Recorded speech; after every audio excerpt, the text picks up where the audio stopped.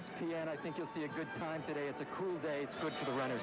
Fog and drizzle early, expected to burn off just a little bit. The temperature expected to reach about 70 degrees, a slight breeze from the northeast. That's what's expected.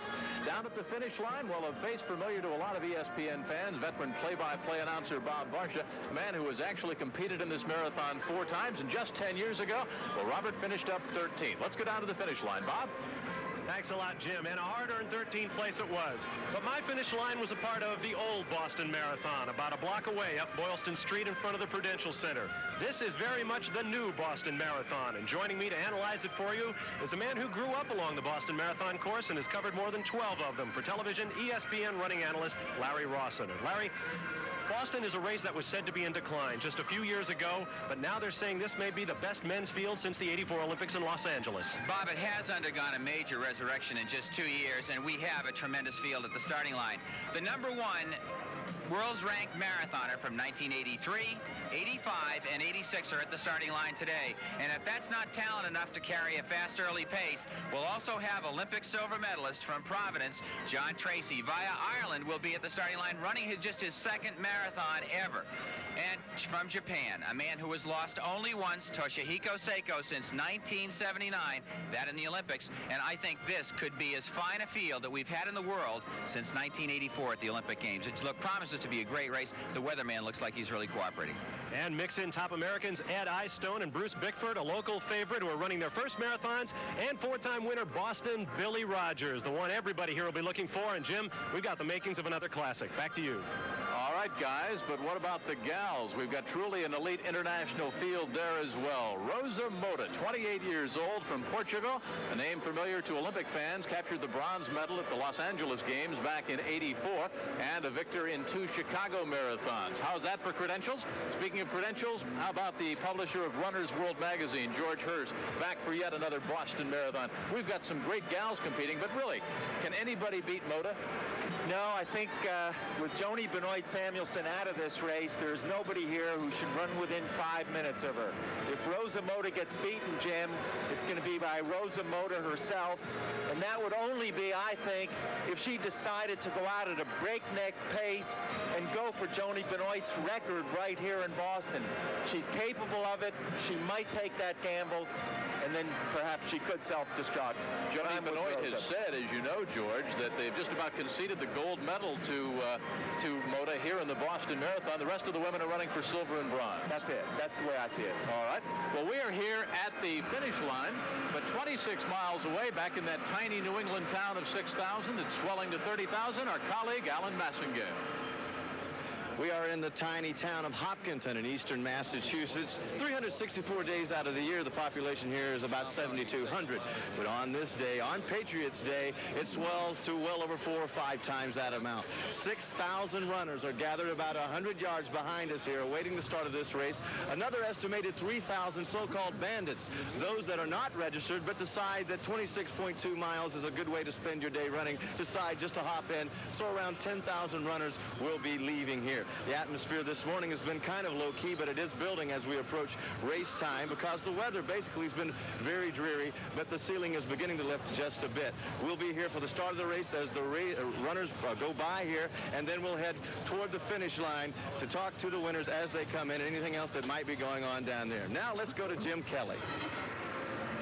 All right, Alan, it's the best field ever, better than even an Olympic field. There's not the pressure. You're not sequestered away in an Olympic village. It's the bragging rights for Boston. The 91st running of the Boston Marathon is being brought to you by John Hancock, sponsor of the 1987 Boston Marathon.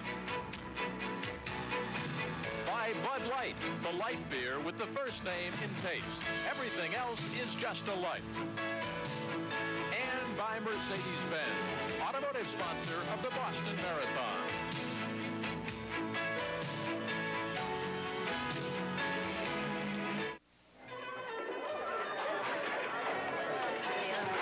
Be fruitful and multiply. You know, apart from the fact that we love each other and we know we can live together, it makes sense from a financial point also. Is that how you see it? No, it's just that along with everything else, there's that as well. I don't know.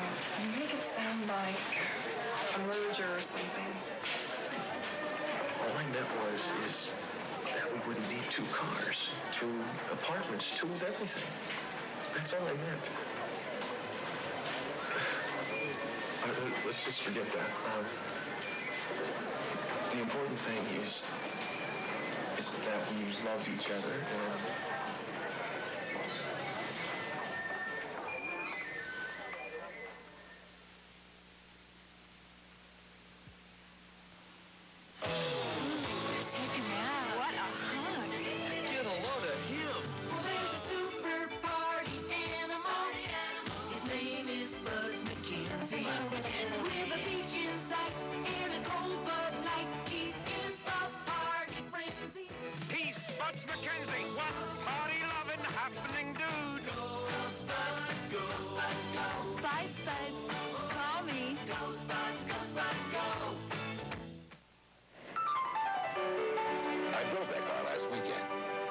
Mercedes? The S-Class.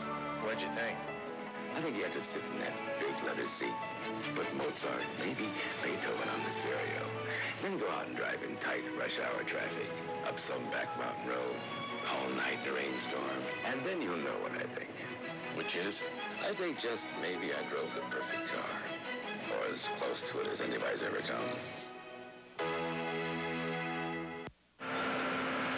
People plot their running plans because of the weatherman. Today we've got raw and rainy conditions, but we could well be on world record time when this 91st running of the Boston Marathon gets underway. It starts, of course, as we have pointed out, some 26 miles away and weaves through some quiet New England towns like Natick and Framingham and Wellesley. How does that course go? Well, let's check in with the 1982 Boston Marathon champion, Alberto Salazar. This is where it all begins, in Hopkinton, just 50 yards from the First Congregational Church at the new starting line. The Boston Marathon course is 26 miles, 385 yards. It's a point-to-point course, which can be an advantage. Usually the wind here in Boston is at your back, but one never knows what Mother Nature has in store for the runners on the day of the race.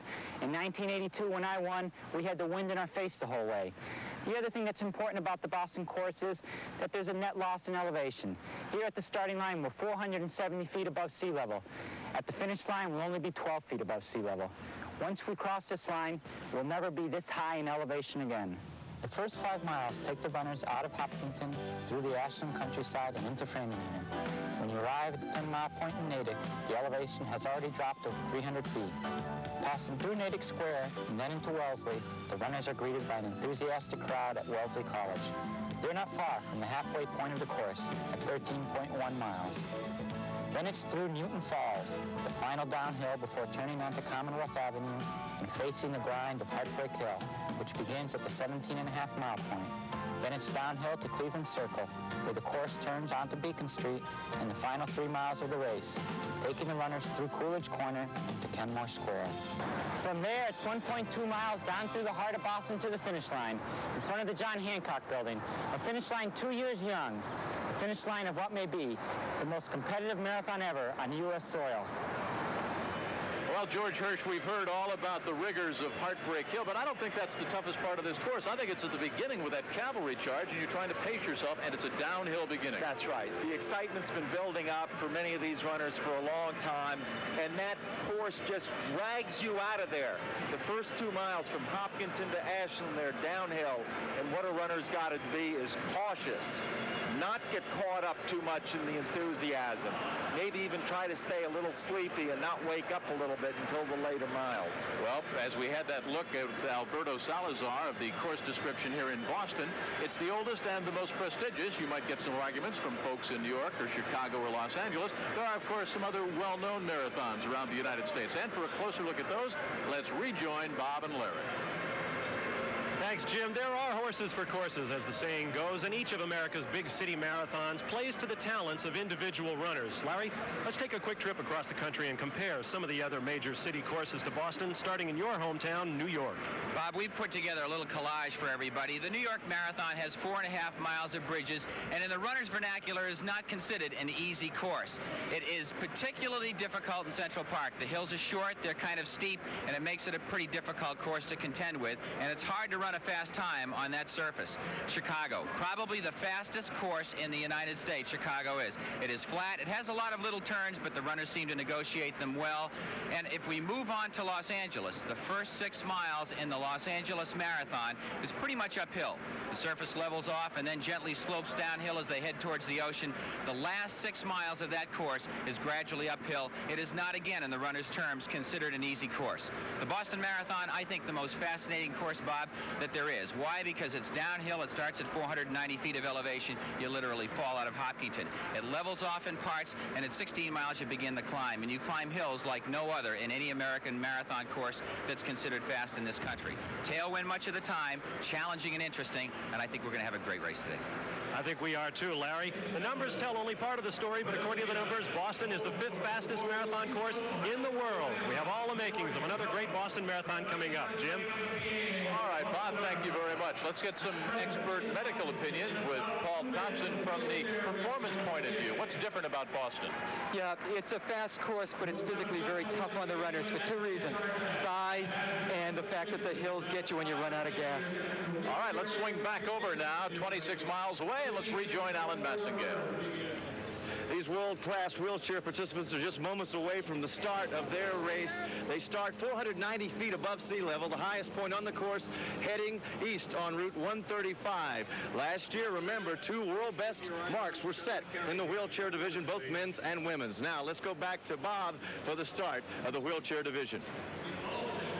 65 official entrants in the wheelchair competition. And Paul Thompson, we talk about the rigors of running over 26 miles. How about in a wheelchair? Yeah, it's really tough on a cold day like this for the wheelchair racers because when they go down the hills, they really lose a lot of heat. They really cool down quickly. You can see, George, the tension is no different on the faces of the wheelchair competitors than on the runners who will begin after. Now, these are great athletes now, and we're going to see some people getting in here in nicely under 2 hours, and that is flying at 15 miles an hour.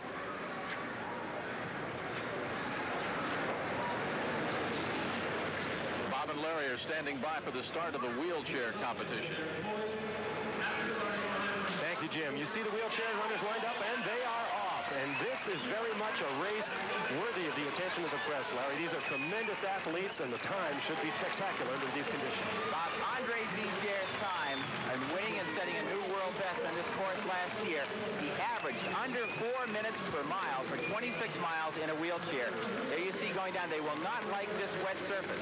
If it's drizzly out, it will slow the times because the athletes will not be able to get a good firm grip as they turn their wheels. They use the phrase in wheelchair racing, running. There's 53 men competitors that would do this Tour de Marche today and 6 women.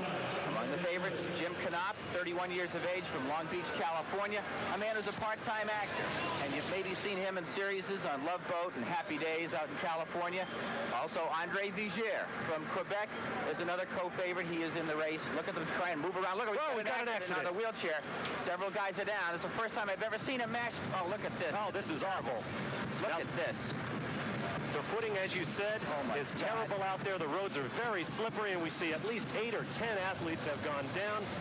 We'll try to stay on top of that situation as you see the runners beginning to form up behind them. You got an example of just how much this course goes downhill as the runners leave Hopkinton. You saw the wheelchair athletes with their hands up. They are basically braking at that point, reaching speeds of 40 miles an hour and greater. Fortunately, many of them, as you see, are wearing helmets, bicycle helmets, much like riders use. But the state police are in the road, and it looks like they're going to need some medical attention down there at the very start. Bob, these race cars are made of titanium. They used to weigh 50 pounds. They now are as light as 12 pounds. And as you say, you literally fall out of the hill at Hopkinton as they were all pressing forth for prize money. The first prize for a new world best would have been $22,500. So they're all serious out there, not only in their training. These athletes put in up to 125 miles a week of training, and many of them train indoors on rollers just as men do interval training. Look at, you see some of the medical stretchers being brought down over there. The race, the vehicles they're in cost up to $2,000.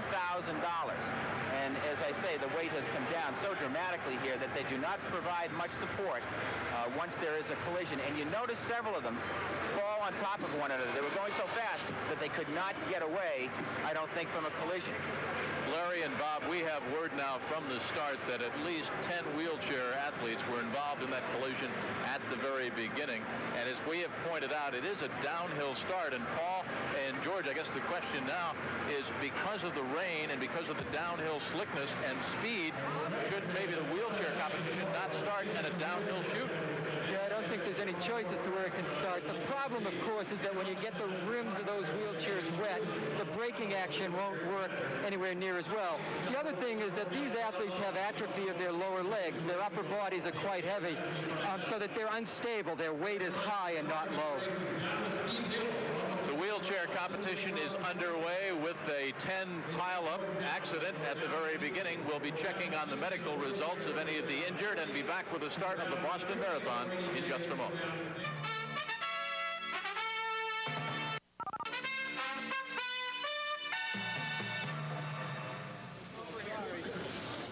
Don't wait for your secretary to drop you a subtle hint that it's Secretary's Week. She'll be thrilled you remembered her with a gift from your FTD florist, like this beautiful letterbox bouquet. Just call your FTD florist. ESPN sets a fast pace in May. There's live coverage of the Indy 500 time trials and the pre-Kentucky Derby races from Churchill Downs, plus 2 Formula One Grand Prix and plenty of NASCAR thrills. May delivers the NHL shootout for the Stanley Cup Championship and live Grand Slam suspense from the French Open. May means home run heroes at the College World Series and pressure putts at the PGA Tour Memorial Tournament. It's the hottest May ever on ESPN. Lacrosse is a Native American game, and in central New York, where the Indian tradition is rich, the game is so strong it's knocked the wind out of some high school baseball programs. Lacrosse, this Saturday on ESPN Scholastic Sports America. ESPN comes out swinging. Play ball! With live Monday night college baseball. Powerhouse sluggers from Texas, Miami, defending national champion Arizona and other schools provide hard-hitting excitement. ESPN gives you a box seat view with award-winning coverage. It all leads to ESPN's exclusive live presentation of the College World Series. Live Monday night college baseball, only on ESPN.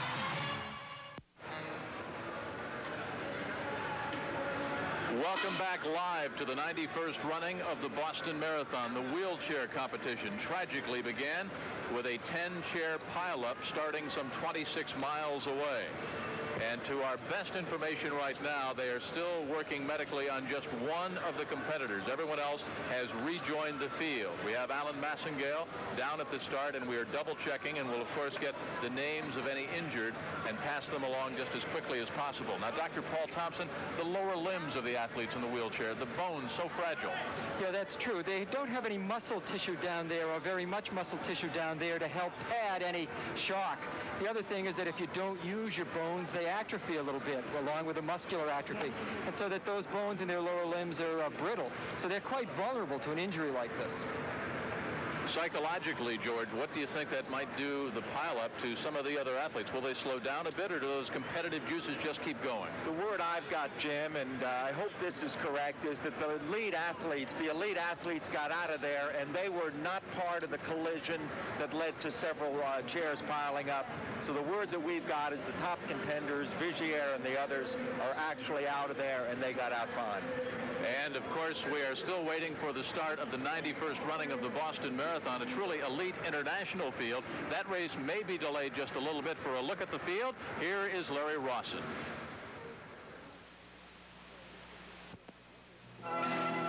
The most consistent marathoner in the world in the last 5 years is Rob DiCastella, shown here winning the 1986 Boston Marathon with a time that became the second fastest in the world that year.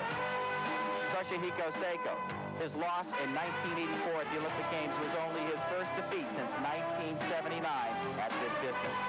Here shown winning the Chicago Marathon. Seiko's loss at the Olympic Games, many feel, was the result of his heavy training schedule. He might have even been over-prepared. John Tracy at the 1987 Boston Marathon will be running only his second time ever at that distance. His first race resulted in a silver medal at the 84 Olympic Games. Here just a month ago, Tracy won the Crescent City Classic 10K. Kanga, coming from Tanzania, will be running in America for the first time ever at the marathon distance. The young man is always a factor in racing at the marathon distance and loves to force the pace.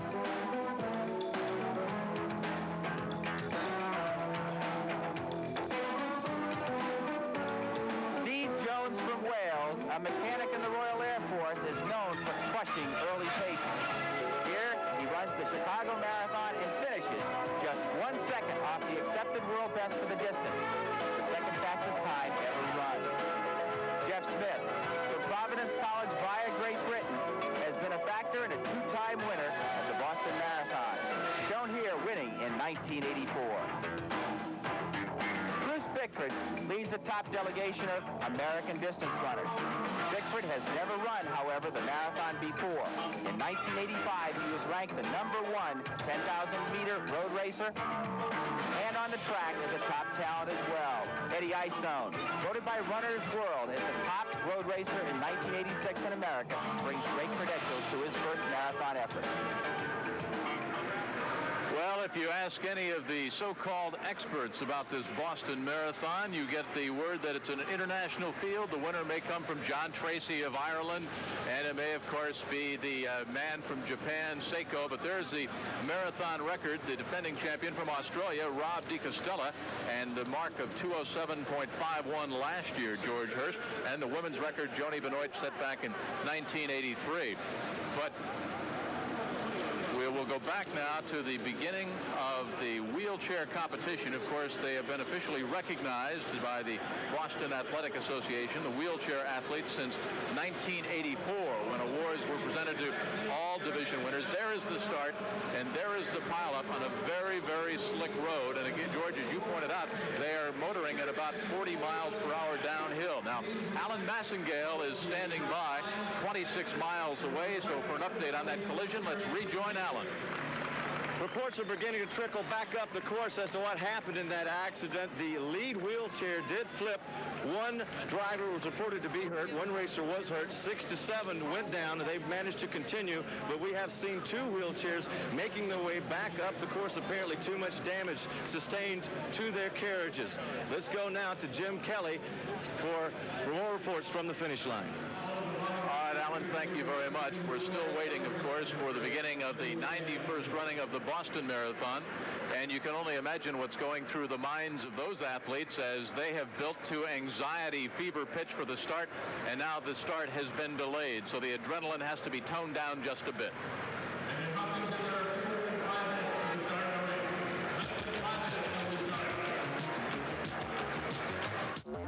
It was the ultimate test of endurance, equivalent to more than a lap around the world in 8.5 days.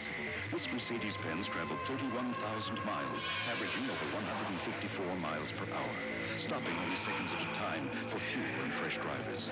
Indeed, only seconds were needed, because during the entire trip, not a single mechanical failure occurred. High performance is exciting. High performance and reliability is Mercedes-Benz. In these days of microcomponent technology, you can find office copiers that do almost anything. Some duplex, sort, automatically reduce and enlarge. Can I use your copier? It's down again. Try 23. Thanks. Some collate and margin shift. Is your copier working? Sorry. Terrific. But at Rico, we found that the most popular feature our copiers deliver is that our copiers deliver. Rico, copiers built to work and work and work. There's the scene live, anticipating the start. There is four-time Boston Marathon champion Bill Rogers on the right. And there is the George Blanda, if you will, of marathons, Johnny Kelly on the left side of the screen. And, of course, we've got lots of women here, too, as Larry Rawson explained. The women's race is led by a truly outstanding marathoner, Portugal's Rosa Mota. In women's marathoning, there are four who stand above all others: Greta Weitz, Joan Benoit Samuelson, Ingrid Christensen, and Rosa Mota. The bronze medalist in the marathon at the 1984 Olympic Games says she is here to run a hard race. Lisa Weidenbach, the fourth-place finisher in our 1984 U.S. Olympic Marathon trials, is back to run Boston. In the 1985 race, she broke it open early and cruised to an easy victory. 1980 Boston Marathon winner, Canadian Jacqueline Garreau, joins an elite women's field for this race. Recovering from surgery 6 months ago, Garreau hopes to come close to her personal best of 2 hours, 29 minutes. Dr. Paul Thompson, Joni Benoit was okay to run as far as the obstetricians were concerned, but she's got a problem with the right leg that just doesn't seem to be healing the right way. There are really two interesting issues with Joni. One is the fact that she is pregnant, and the other is the fact that she has this leg injury. You could maybe inject that leg injury or give her some anti-inflammatory agents, anti-inflammatory drugs, but because she's pregnant, you want to back away from anything like that. I think that's probably why she's not running today. She doesn't want to take any chances. How about the characteristics of a female runner versus those of a male runner? Yeah, the women run about 8 to 10% slower than the men, and that's due to the fact that their hemoglobin, their blood corpuscle count is a little lower. They also have a little bit more body fat than the men. They run 8 to 10% slower. How about psychologically for some of those gals who are out there about to compete in the 91st running of the Boston Marathon when victory has already been declared on Rosa Mota from Portugal? Those women are just as tough as the men. They're not going to concede anything to Rosa Mota, I don't think. I think you'll see a good women's race. Well, they're lining into the starting gate, if you will, to use a horse racing analogy. And George Hurst, as always happens in some things you take for granted, the seeded athletes, the seeded runners are in the front of the pack. Yeah, it's true, and I can see a couple of the people we've been talking about here, Jim. There was Rosa Mota. There's Rob DiCastella in the blue and white shirt. And you can see the way they're crowding and pushing at that line. There's a lot of tension there now. The favorites, of course, are up front, as we have pointed out. The seeded runners, there is the defending champion, number 1, the Australian Rob DiCastella. Let's go back out to Hopkinton in the start, and here's Alan Massengale. We are just seconds away from the start of the Boston Marathon. The elite runners gathered in front. It will take 9 minutes for the entire pack to pass us here. They did a good job of clearing the course when the wheelchair accident occurred. There have been no delays, so we are ready for the 91st running of the Boston Marathon. Well, now we go to Bob and Larry at Copley Square. Thank you, Jim. You can watch the runners line up there. These are the most nervous moments in the life of any marathoner. Boston is probably the key to most of the folks behind that front rank of the world's best marathoners. And there you see they're on their way. Oh, a quick start, and we've got a fall right at the start. And I believe that might have been Rob DiCastella, Larry. I absolutely think you're right, and it was a good roll that he did there. And if you notice, a couple of other people gave him berth to get back up to his feet. I think he'll be fine. I wonder what happened. Is it the surface that seems essentially slick out there all the way down that hill? I think they were very closely packed together there, as they do on these very narrow 2-lane streets in Hopkinton. I think he may have just had a heel clip. The important thing for Rob DiCastella now is to gather himself up, get back into his race pace, and just shuck it off and get his marathon started. It was Rob DiCastella that fell, and it was a good roll that he used. If he had been a wide receiver, he couldn't have done it any better, and it wasn't as soft a surface as artificial. There's Juma Ikonga at the bottom of the screen that you see. Everybody else appears to be away cleanly here. The conditions, in many ways, we can't call them ideal, but they're good. The forecast for other parts of the country is much warmer weather here in the east, and the lingering effects of the storm may help everybody here to get a reasonably good time, Bob. Now we'll take a step back, and we've seen the world-class runners. In fact, you see their backs now as they make their way off out of Hopkinton on their 26-mile, 385-yard trek to downtown Boston, where we all await them. But these folks you're looking at right now are the people to whom the Boston Marathon may be the pinnacle of a running career, Larry. I like to use the word communion, which is a celebration of spirit between people, and that's what this is. They will draw strength from running with each other and also from the million-plus people who will be along the race course that will forget their own cares and woes in their normal day, come out to cheer these people on who they don't know. And I think it presents a wonderful union. Look at that great shot that you'll see. And there are probably close to 9,000 or 10,000 runners. 6,300 of them had qualified and expressed a desire, actually entered the race. And there's probably 2,000 to 3,000 people actually back in the pack who are not qualified competitors who will be called bandits that will decide they too want to run this Boston Marathon. One of the classic moments in marathoning, the start of Boston. It's been happening this way for some 91 years. Now we're we're going to take you back and take another look at that start and see if we can get a close look at precisely what happened to Rob DiCastella. There you see him on the left. Looks like he got hacked right at the start.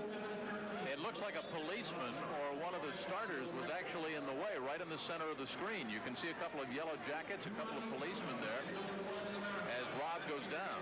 You can see the frustration on his face, George, as he rolled over and got back up. It's true. He popped back up within just a few seconds, but my concern, Jim, is that it's a shock to your system. You've been waiting. You've got a game plan. You've been looking to this race for a long time, and then something goes wrong. Luckily, DiCastella is a very experienced runner. I think he's going to try to regain his composure, but it's not an easy thing to happen in the early days, in the early yards of a race like this. I'd like to ask Dr. Thompson, can we speculate as to what it might have done to the heart rate of a guy even like Rob DiCastella, a seasoned marathoner, to have something like that flash in front of his eyes, to see all of that preparation perhaps going away in one blinding flash as he has 10,000 runners bearing down on him at the start line. Yeah, I can tell you, it just happened to me once at the start of Falmouth, and you get such a surge of adrenaline that you get up, and actually the problem is you get up so fast, you're ready to burst out of there. I don't think it's going to hurt him at all physically. I don't think it's going to hurt him a lot psychologically, as long as he holds it back in and doesn't let that adrenaline, the fright that's happened to him, take over. You know, Paul, there must have been an element of fear there, too, because you know there's 6,500 or so runners behind you, and there's certainly the possibility of getting trampled. I was about to interject, gentlemen, that you can tell the bandit runners, the non-entered runners, from those wearing the little bibs with the numbers on them, but the picture there showed graphically that that's not necessarily the case. You know, while we have a second and we're looking at them, we don't get a chance to pay enough tribute to the back-in-the-pack people that make this race, those folks right there, but may we tip our hats to all the training that they put in over the months to try and run a respectable marathon, and to maybe their spouses, too, who put up with their avocation in such a serious way for 6 or 9 months that they might meet their own critical goals that they chose to succeed in. The experts have said that this is perhaps the best marathon field ever assembled, including the Olympics. They think it's slightly awesome. We'll be back with the 91st Boston Marathon.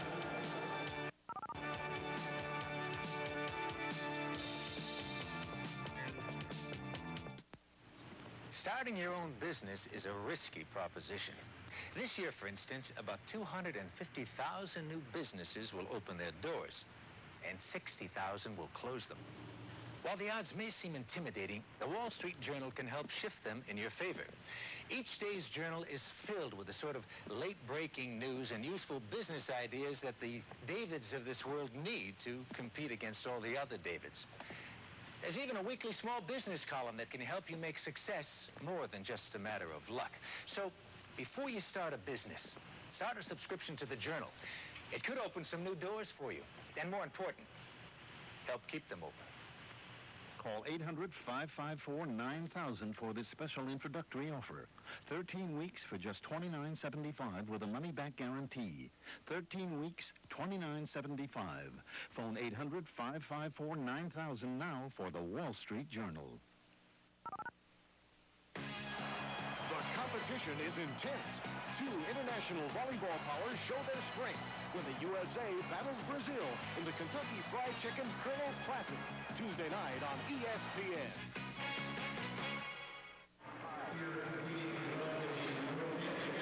We're back at the Boston Marathon, where we're going to take another look at the start of the 91st Boston, and you'll see highlighted Rob DiCastella, the defending champ. Now, that is not him there, but there, DiCastella, tripping over a rope, is hit by another runner. There were volunteers, the yellow-jacketed volunteers, still in the street at the start. Larry Rawson, I think the entire start was taken by surprise. Exactly. It was a premature start, it strikes me, because there was a policeman in an orange jacket and 2 other volunteer athletes probably holding up the rope that keeps everybody at the start that had not been notified. They just failed to coordinate the start correctly, and that's what caused the problem. As a former race director of a big event down in Atlanta, Georgia, with 25,000 people in it, the Peachtree Road race, I can tell you how important it is to get that first row of athletes away clearly. Now, my partner here, Larry Rawson, had the opportunity to take a look at a little bit of the history that has made the Boston Marathon so important, and here's Larry to explain. The New York Public Library is an interesting place to find out how sports were founded, and certainly the marathon occupies its own niche. Baron de Coubertin, the founder of the modern Olympic Games, was asked by the French government to find out why its population was in such bad physical condition. After studying other European countries and finding the same situation, he decided to recommend the resumption of the ancient Greek Olympic Games as a way of getting the world to focus on physical fitness. His friend Michel Briel came up with the idea to induce the Greeks to host the event by having a race never before contested. The event commemorated the legendary run of Phidippides from the plains of Marathon, the 25-mile distance to Athens, as he notified the king of a Greek victory in battle. What was interesting about that is no event in history had been run longer than 3 miles in European track and field competition up till 1896. The race would be 25 miles long. The event would be called the Marathon, and the Greeks embraced the idea, and the first modern Olympiad was held. Officials of our Olympic team that lived in New York decided to have their own race on September 19th, 1896. It started in Stamford, Connecticut, and meandered through 8 towns covering a distance of 25 miles as the athletes headed for this very spot, Columbus Circle at 59th and 7th Avenue in New York City. The New York race was not held again for decades, but it fostered an interest in the Boston Athletic Association beginning their own race in the spring of 1897 and began a tradition which to this day is one of the most charismatic of American sporting events. Incidentally, 97% of the athletes in today's race that you're about to see have run a marathon faster than J.J. McDermott did, the winner of the first marathon ever run in America. Thanks, Larry. As you can see, we are now 8 minutes, approaching 50 seconds into the race. The leaders well on down the course, approaching 2 miles. And as you can see, the tail of that pack of some 10,000 runners was just leaving the sleepy town of Hopkinton, Massachusetts. Bob, a quick update on the wheelchair competition. George Murray was the leader at 3 miles. He was slated not to compete and would not arrive in Boston as of yesterday morning. He had some sickness that had been pretty serious over the previous couple of months. His time through the first 3 miles was 11 minutes and 10 seconds, giving you an idea of the speed downhill that these people reach out of Hopkinton. Jim Knopf was one of the people affected in that crash that you saw at the start, and the wheelchairs right now, we've been notified right there, are in Framingham as they approach the 6.7-mile mark, which is Framingham Center. Knopf, I'm told, is back in the race, and at last reports we had him back around 4th place and moving quickly up towards the lead group. So he wasn't out of the race long, but there you see the lead pack. While we have them on camera, they do, Bob, like to run as a pack. They will draft off each other, particularly on flat stretches. They will caution each other to watch out for potholes, and they will help work it much like they do in auto racing. Absolutely, Larry. At those kinds of speeds, wind resistance and drafting are all very, very important. And you can see another one of the barriers that potentially causes problems for the wheelchairs. They're approaching a railroad crossing in Framingham. Railroad crossing, we might add, that played a big, big role in the Boston Marathon years and years ago when a freight train actually pulled into the middle of the race back in the early 1900s. You name it, it's happened here at Boston. One wheelchair athlete, we can't quite see a number yet on him, but you can see he's pulling away from the rest of the pack, glancing over his shoulder. He wants to know where those other wheelchairs are, whether or not they're drafting off of him.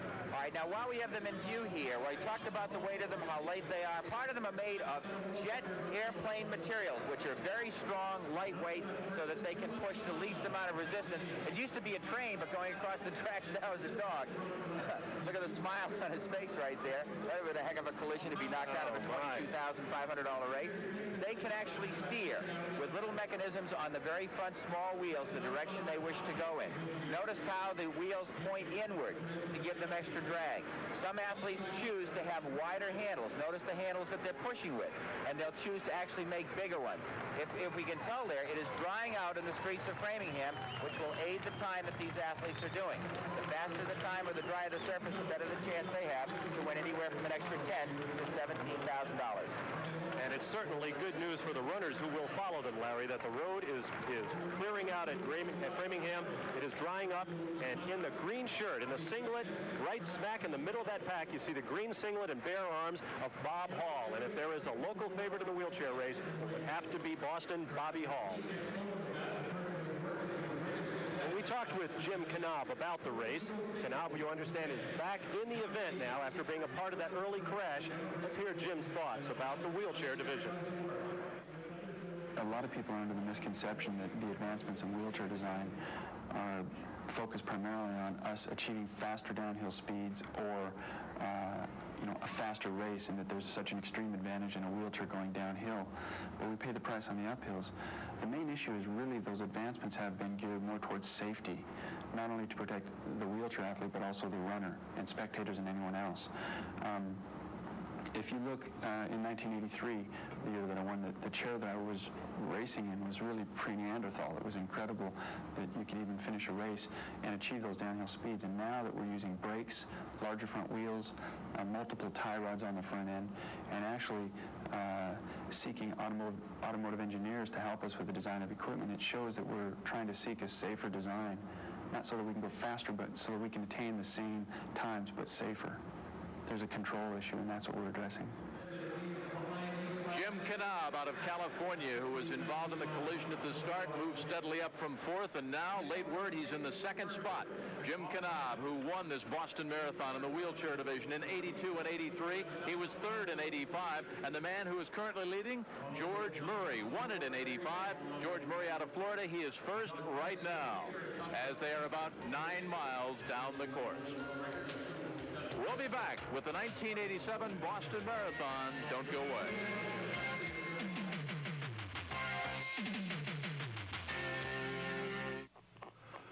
I love you, little Jenny Catherine. I've got something very, very important to tell you. Daddy got a raise. Are you listening? I got a raise. That means I can buy you a sandbox, playhouse. It means I can buy you a sliding board, a little bicycle, a diamond ring. It means I can buy you a mink coat. Maybe we could buy well, maybe we should put some of it away. Huh? What do you think about that? What do you know about the stock market? I love you, little Jenny Catherine. Very, very much. Guess what? Daddy got a raise.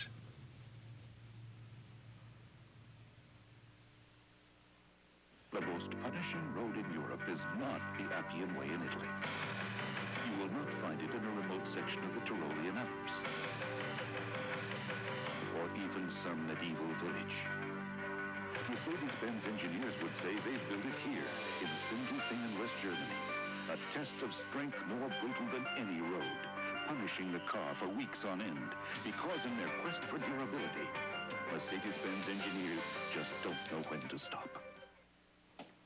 In these days of microcomponent technology, you can find office copiers that do almost anything. Some duplex, sort, automatically reduce and enlarge. Can I use your copier? It's down again. Try 23. Thanks.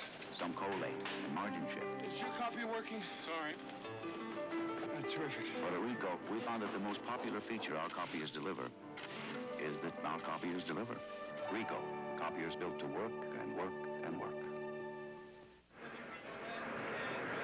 Welcome back to our live coverage of the Boston Marathon. You're looking at the wheelchair competition. At last report, George Murray out of Florida was the leader. Jim Knaub out of California was second after being involved in a 10-chair collision at the very start.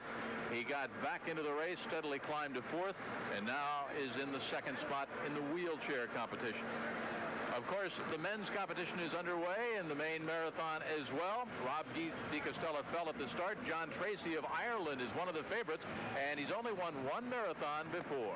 It's in the peaceful New England town of Warwick, Rhode Island, that the John Tracy family lives. The former native of Waterford County, Ireland, moved back with a purpose. John simply wants to run well again. I decided I wanted to go back to America, because that's where I ran well before. So when I arrived in after Helsinki, my wife had rented out the house and sold the 2 cars. So we were on our way back. So almost the minute I came back, I started running well again. And I decided around April of '84 that I wanted to run the marathon in LA. No one expected John Tracy to win the silver medal in Los Angeles back in the '84 Olympics. In fact, no one even expected the Ireland native to even be a contender. But contend he did. And he captured a silver medal in the process. But now it's been 3 long years since John Tracy's huge upset, and 3 long years since his last marathon effort. So why would the Providence College graduate return now, and why would he compete in this year's Boston Marathon? Because I live in Rhode Island, and Boston Marathon is actually my local marathon. And because I'm known around New England, this is the one I wanted to do. That's one reason. The second reason is because of the tradition of Boston. There's no question about it. Boston has a mystique to it. And it's a great race, and I really love to win it. And the third reason, it's going to be a great field. And I'm really happy that I'm in it. And what a field he faces. 10 competitors in this year's Boston Marathon have broken 2 hours and 10 minutes, the benchmark for excellence. I think you need to stay in contention, no question about it. But I think the first thing you got to be aware of is not to go too hard in the first 5 miles. I don't know right now. You know, Jones has a reputation of going out hard. So is Ikanga, and so is Jeff Smith. So I think you've got to make up your mind how far you're going to let them go ahead if they go out really hard. Because I certainly don't want to go out too hard over the first 5 or 6 miles. And I think after that I would like to be catching up by around 10 miles. And then, you know, I think at 15, 16 miles you'll be deciding what you want to do in the race and seeing who's looking good. But I think this year there's not going to be anyone that's going to run away from the field like Di Castello did last year. Because of the depth, I think it's going to be a race almost to the wire. To be one of the winners like Bill Rogers, Jeff Smith, and all the great guys down through the years, it would be a great achievement and a great thrill. And I think particularly this year because the field is so strong. You know, I think at the end of the year people will say Boston was the best race of the year, and people would say, well, that guy was number 1 at the end of the year. That is John Tracy from nearby Warwick, Rhode Island, as the field, the elite international field, approaches Ashland now. And we are, of course, waiting for the helicopters to get airborne.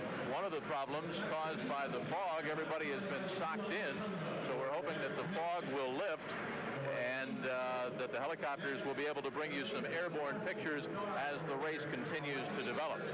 You know, seeing that piece with John Tracy out of Warwick, Rhode Island, and his native Ireland, he has his own cardiologist, Dr. Dario Herrera, and Dr. Herrera says of John Tracy, he's in better shape now than he was back in '84. Well, we have our cardiologist, Dr. Paul Thompson, alongside, and in talking to John and his cardiologist, they leave nothing to neglect, from diet to preparation. They check the fitness, the flexibility every week. Now, what would be gained from that kind of a routine?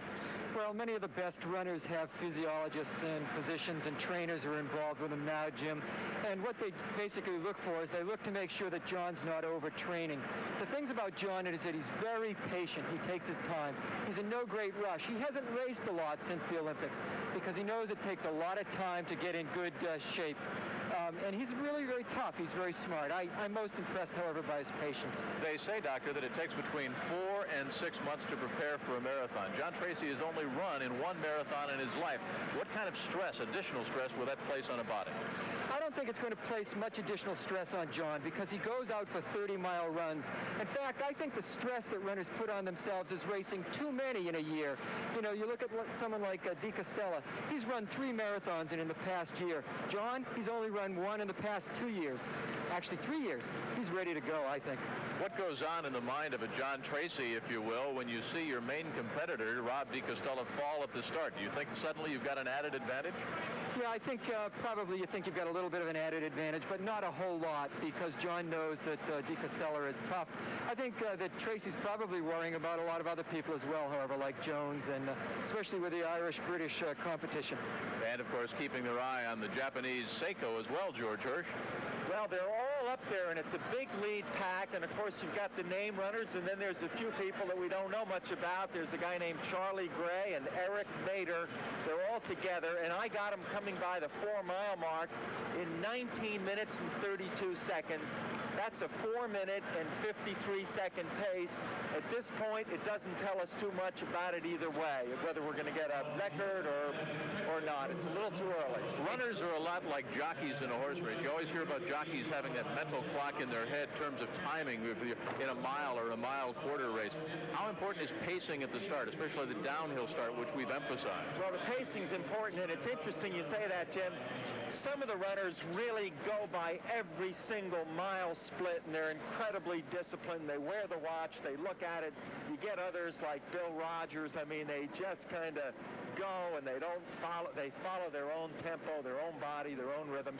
So you get all different kinds out there. And some of the runners actually have spotters along the route, and they'll jump in and say, so-and-so's running well, you're running okay, you're going to have to pick it up, you're going to have to fall back a little bit. It's particularly true in the women's race, Jim. The men, obviously, they're there, they see each other, they're all clustered together in a lead pack. The women, not so true. You could be the third woman, and a little help in the sense of advice along the way can tell you a lot. You know, you're 20, you're 30 seconds behind that woman ahead of you. That means a lot.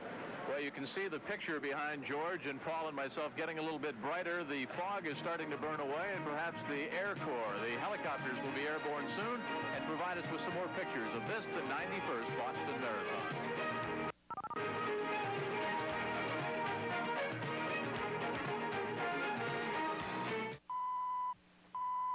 Look fast, because the hands on this watch are about to disappear. Now, look again, and they're back. Why do these hands disappear? Because they're not really hands at all. They're actually electronic pulses of light. Introducing the amazing laser beam wristwatch. Destined to become a legend in its own time, we believe it will soon be one of the most sought-after watches in history. However, as part of a special publicity campaign, we will send you one of these amazing new laser beam luxury watches. Not for the hundreds of dollars you might expect, but for only $10. But to get your amazing laser beam wristwatch for only $10, you must act now. If you call within the next 30 minutes, you can order a second laser beam watch for only $5, just half price. To order, call 1-800-352-5300. That's 1-800-352-5300.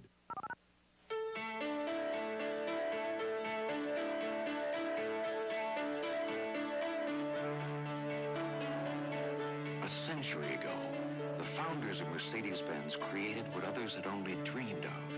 The world's first automobiles. Over the years, their mastery of technology and intolerance for mediocrity inspired a dynasty of automotive legends. Engineering, craftsmanship, the stubborn refusal to cut corners. By every measure, the standards of Mercedes-Benz became the aspirations of automobile manufacturers the world over. Today, as Mercedes-Benz enters its second century, the technology has changed, but the passion for perfection remains. Creating Mercedes-Benz for 1987. Legends for the second century.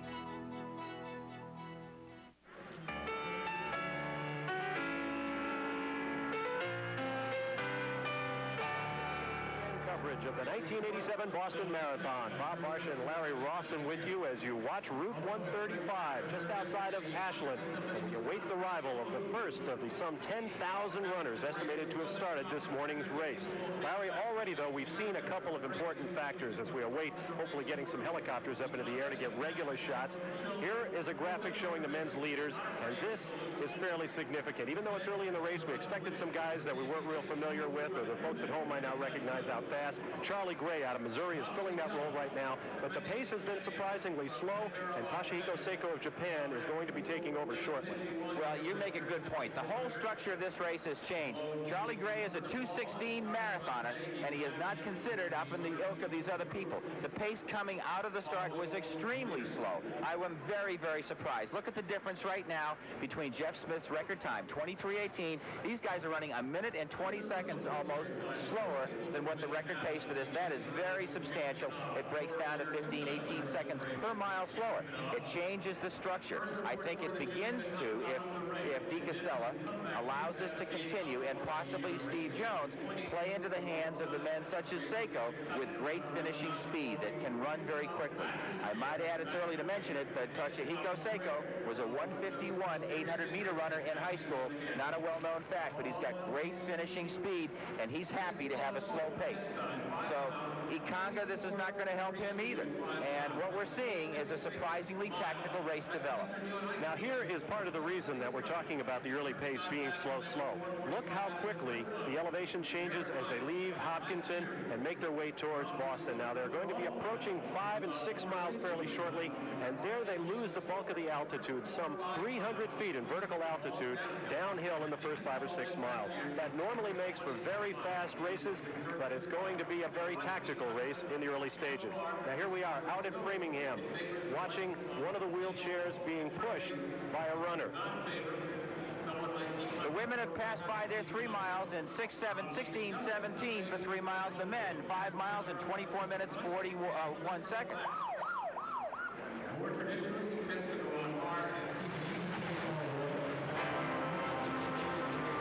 We're at the 5-mile point here in Framingham, just having crossed over the border from Ashland into Framingham.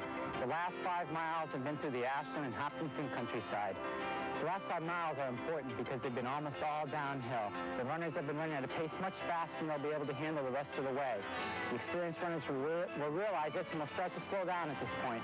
The inexperienced runners will start to surge into the lead. In 1982, I was in 20th or 30th place at this point, but I didn't worry about those runners in front of me because I knew that they'd have to slow down. The next 10 miles are flat, so the smart runner will try and conserve his energy and settle into a nice, even pace. Now in Framingham, watching the lead runners in the wheelchair, in Natick that is, excuse me, as we switch pictures from runners to wheelchairs and back, watching the leaders. Apparently George Murray's still out front, but he had some competition, as you can see, as they made their way through Natick, some 7 and 8 miles into this course, Route 135.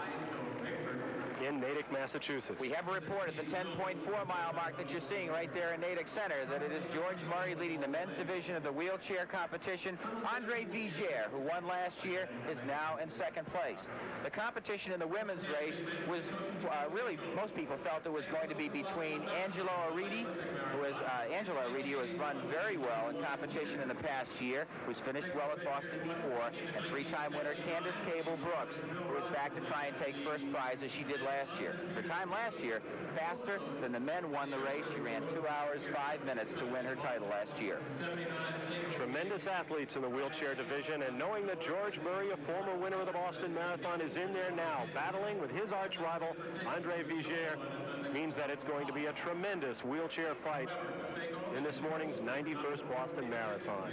There you see some of the crowds gathered along the route in Natick, awaiting the arrival of the runners. Perhaps the only event in the world where there are perhaps, I would guess, 100-to-1 spectator-to-athlete ratio. It's a 26-mile stage, and the people of Massachusetts have been gathering for 91 years to watch the greatest runners and now the greatest wheelchair athletes in the world parade by.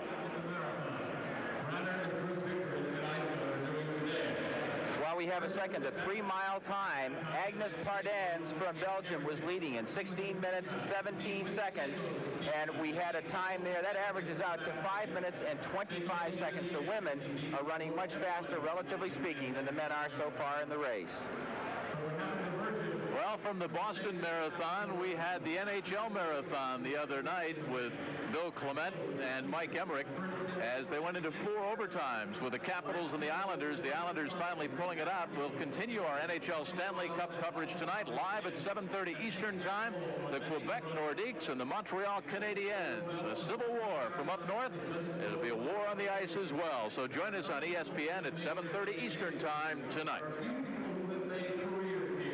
Meanwhile, back at Framingham,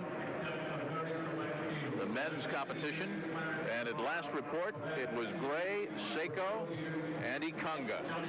Something significant to watch for here now. Charlie Gray was said to be well out in front of the pack, and as you can see, a runner between the vehicles in a light-colored jersey.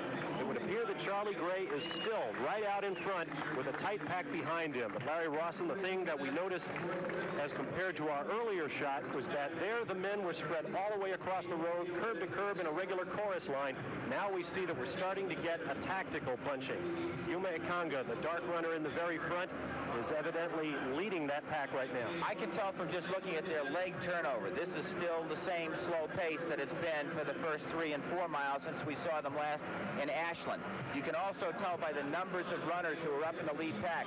I think I actually see Bill Rogers, if you look in your screen, back far right, looking over his shoulder. Look at the man on the far right-hand side of the screen, just to keep track of the legendary Gordie Howe of running. That is Bill Rogers. Up in the lead group, you have all the favorites. In the middle, Juma Ikanga. Off to the left, Steve Jones. And Steve Jones, the airplane mechanic, a corporal in the Royal Air Force, wearing the striped shorts on the left. Yuma Ikanga, the very short runner, right in the middle of your screen. And wouldn't it be wonderful for Billy Rogers, Larry, to be up in the middle of this pack? This sort of pace will play right to his talents. Off to the right in the white, running behind the black runner in front, you see Toshihiko Seiko. But at this point, your leader way out in front is Charlie Gray out of Missouri. Gray finished first in the Portland Marathon in 2 hours, 16 minutes. But again, he's sailing along at what is an easy pace. This is going to be a fascinating second half marathon as they try and tear through the Newton Hills. I think you'll see a lot of surging, a lot of testing going on because these athletes are not experiencing any kind of oxygen debt. And I can't emphasize how easy this pace is as we look at approximately 15 runners in the lead group. There's Dee Costello in the middle wearing number 1. Eddie Eyestone off to his right. And the Jeff Smith in the black shorts and the white singlet top. They're all up there, aren't they, Bob? Very much a tactical battle at this point, but Ikanga is leading the way. He is a front runner. Number 5 there, John Tracy, as you see him begin to disappear into the fog. By the way, 1979's New York Marathon experienced the same problems. It's endemic to marathoning when the ceiling drops to 400 feet. Number 6, Kita of Japan, is off to his right. Number 17 is Richard Umberg of Switzerland, the only marathoner in this group to have recorded a fairly quick international race earlier this year. In February, he ran 2 hours and 16 minutes. So the action is starting to get thick here at Boston. We'll have more ESPN coverage of the 91st Boston Marathon coming up. Charlie Gray is your leader.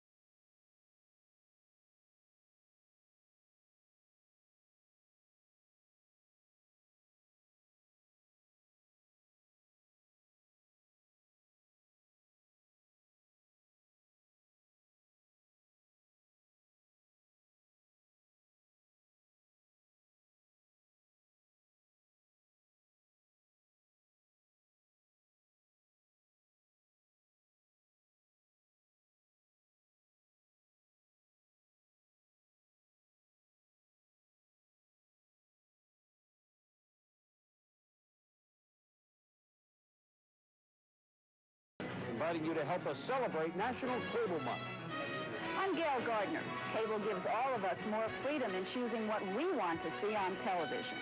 I'm John Saunders, happy to be part of the wide variety of excellent programming available to you only on cable. Now is the time to try all the options that only cable offers. Comedy, drama, movies, music, news, and of course, round-the-clock sports. The choice is yours on cable TV.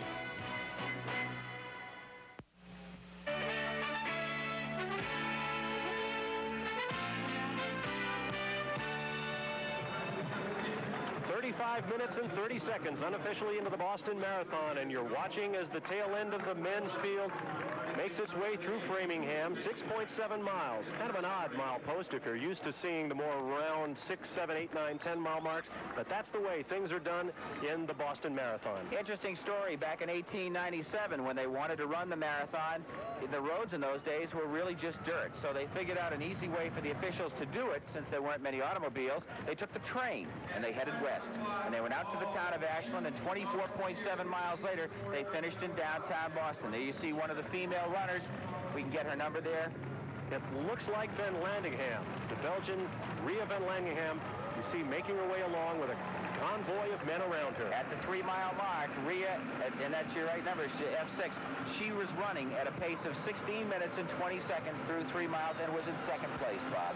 The women keeping up a good battle here, and it is different for the women racing an event like Boston. With men around them constantly, it's very difficult for these women to keep tabs on where their competitors are. We talk about the structure of this race and the tradition. Well, the reason it is, there you see on the right-hand side of your screen, the Framingham train station. That was 6.7 miles into the race. And so that's where they decided to make a checkpoint. Right here in Natick that you're seeing, that's 10.4 miles into the race. That's another stop on the train. And to this day, they keep a record of what the time is past those checkpoints. Wheelchair athletes making their way down the dry portion of the road. You can see when they start to make the uphills, the arm effort becomes much more difficult, much more labored.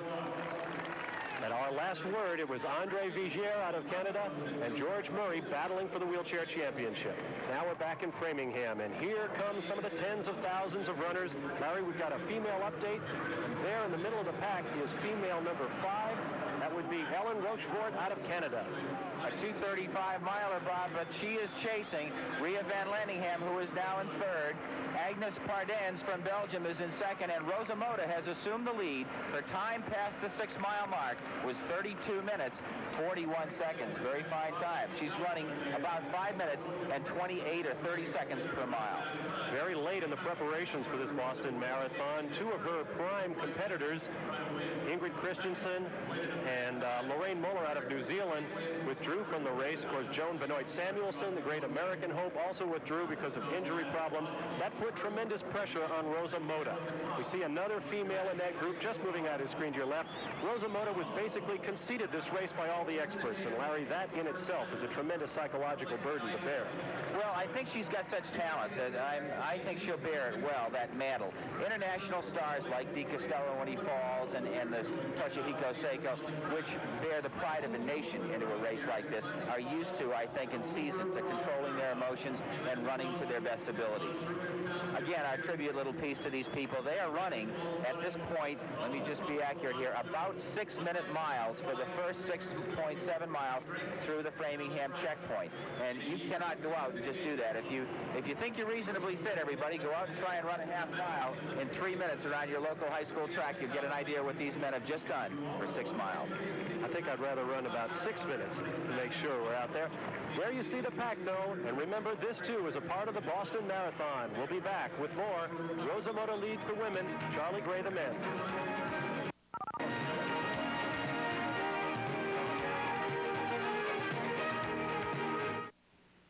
If you love to eat and hate to diet like me, listen.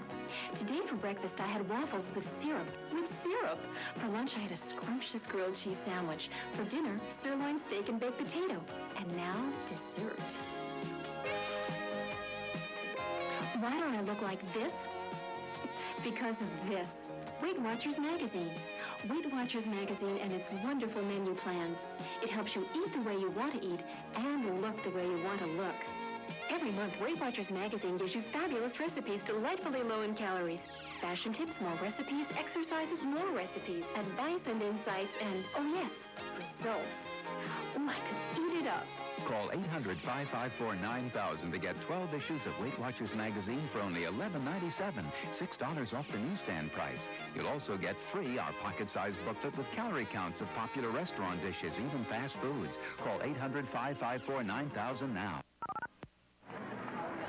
The cavalry charge continues in the 91st edition of the Boston Marathon. There are the men's leaders through mile number 6. Charlie Gray, Seiko from Japan. And a truly international field with France and Great Britain represented as well. One of the favorites, John Tracy, well, he will be there a little bit later. He'll come from way back in the pack. Notably absent, of course, when you talk about the international field, there are some prominent American runners. We've talked about Bill Rogers, the 4-time winner of the Boston Marathon. But what is wrong with the American marathoners? Well, Ed Eyestone, who's 25 and a graduate of BYU, talked to us about that problem.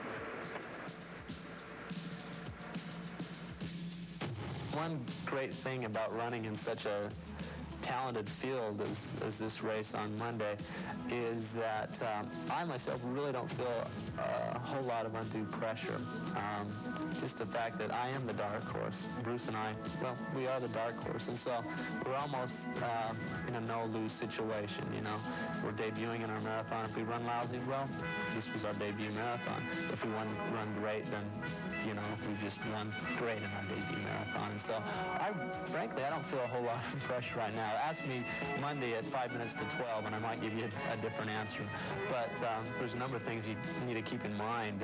First of all, I'm very excited to be a part of this event with the quality of people that are involved and everything. But maybe the major fear going into this race is the marathon, unlike a 10K, you're not only running against the competition, but you're actually running a race against yourself, in that there is always the outside chance that along about 20, 21 miles, you yourself are going to be so depleted and basically run out of gas.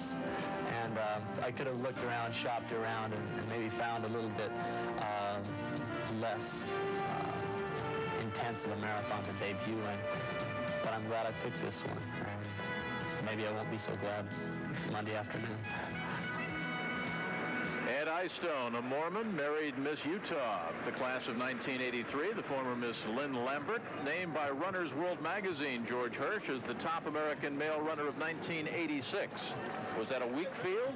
Well, hopefully Ed will be one of the Americans that could bring us back up here in the marathon. As you know, Frank Shorter, Bill Rogers, and Alberto Salazar for years dominated the marathon in the world. And now in the last few years, there's been nothing. We've been kind of out of the picture. There are 6 big favorites in this race today. They're all up there in the pack. Not one of them's an American. Ed Eyestone, Bruce Bickford, Ken Martin, 3 relatively young runners who all are coming off track running. And Eyestone is really a 10,000-meter runner. He decided to run in Boston to try and find out if he could compete at the marathon distance. Now, what will he learn from a race like this? Well, he could learn anything. He might even learn what it feels like to win a race like this. John Tracy was a 10,000-meter man, and he got a silver medal in the Olympics in his first marathon. Alberto Salazar was a great 10,000-meter man. He came to the New York City Marathon, and people laughed. He said he was going to run 2:10 and win the race from the likes of Bill Rogers. Well, he broke 2:10. He won the race. So there's a history of 10,000-meter men stepping up in one major move and winning a big marathon. Eyestone, of all these Americans, is the one that I would put my money on today if someone's going to emerge in this field. 25 years old, out of Orem, Utah, Ed Eyestone, running in his very first marathon. Jim, let me add this point along that line that you're talking about. I think this very slow pace enhances the chances of Bickford, maybe Martin, and Eyestone from doing well and cracking into the top 5. The slow pace plays into their hands. They have very fine track speed. They're very well trained at 10,000 meters right now. The slower the first half, the better they'll do. As you see the thousands of runners pour through Framingham as they head towards Natick. And for Uncle Sam, Charlie Gray with a time of 40.15 leading through 8 miles. Jim, what that means is this is a very cautious race up front, and I think that says good news and bad news. They're running now slower than a 5-minute pace. That's 2:11 marathoning. That means we're not going to get a world record. The good news is that the major marathon hitters in the world are there, and we could have a whale of a race. I mean, these guys could turn into Hereford Street, and there could be just a whole pack of them. And that's not the way marathons are traditionally run. It's 10 little Indians where one drops and another drops until you're down to 1. George, I have a crowd of them. I'd like to agree with you, George, but we've got to believe that a guy right in the middle of that pack, the defending champion, Rob DiCastella, is not about to let that happen because he doesn't have that kind of speed. I agree with you. This thing is going to unfold dramatically, but Larry, I'd be really surprised if DiCastella waits until Hereford Street to make his charge. Bob, I agree with you. I think, of course, what he's saying is the pace will pick up and everybody will be there. I think somewhere in 10 to 12, 15 miles, somebody like Ikonga steps on the accelerator. Then the race begins. The rest of that top quality pack will go with him, and we'll see an exceptionally fast second half race right through the hills. Well, the one thing you talk about, gentlemen, we saw Rob DiCastella out of Australia, the defending champion, in the middle of the pack. He was apparently running injury-free despite the fall at the very start. So the defending champion very definitely in the hunt. It's the 91st running of the Boston Marathon. We'll return live to the nation's most prestigious marathon in a moment. It began as a new way of thinking about the relationship between the automobile and the road. It evolved into an automotive suspension system like none before. The Mercedes-Benz multi-link independent rear suspension system. 5 individual links per wheel precisely interacting to achieve handling stability as never before. Helping to make the 300 class the most technologically advanced automobiles in Mercedes-Benz history. Ah, gee. I don't know. You remember Maggie? I certainly remember. When you could pick up the both of us in one hand. One hand. I know. I remember. Oh, man. Now it's like it's our turn. You know what I mean? I know. I know. You can't drive at night anymore. Did you know that? Mom told me that. But that's really nothing. I mean, 5 years, 7 years from now, what happens then? He won't ask us. Even if he needs our help, he won't ask us. The thing is, we've got to do something. We're the ones, you know. Michael isn't even working.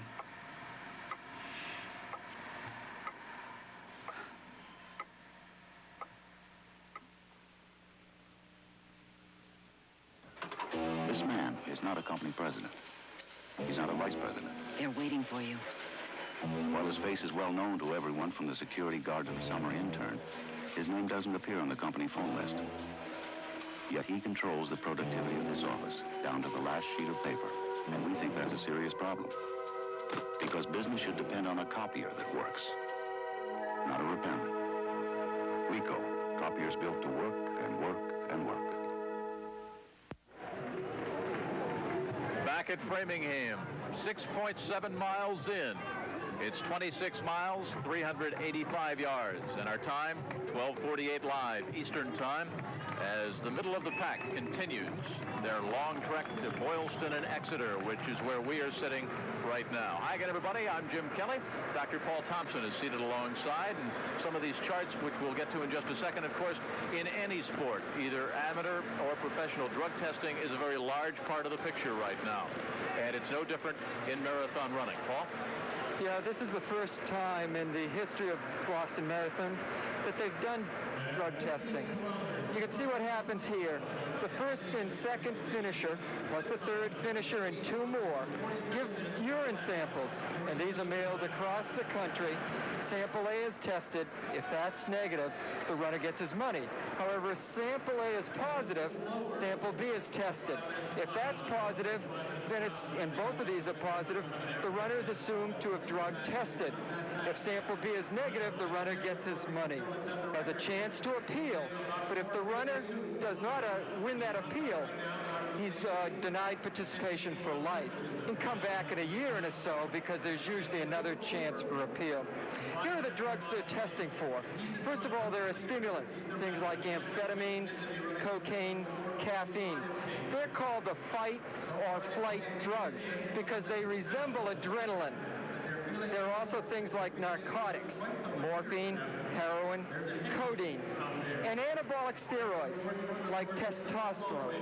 Testosterone is used to build muscle bulk. They're also testing for beta blockers, things like propranolol. They're used by cardiologists to slow the heartbeat down. These are used by riflery competitors or archers because they give you more time to squeeze off a shot between heartbeats. They also test for diuretics, which would help a boxer or a weightlifter or something make weight by helping him lose weight.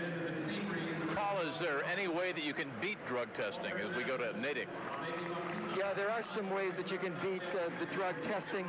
One of them is by using some of the oral testosterone compounds rather than the injectable.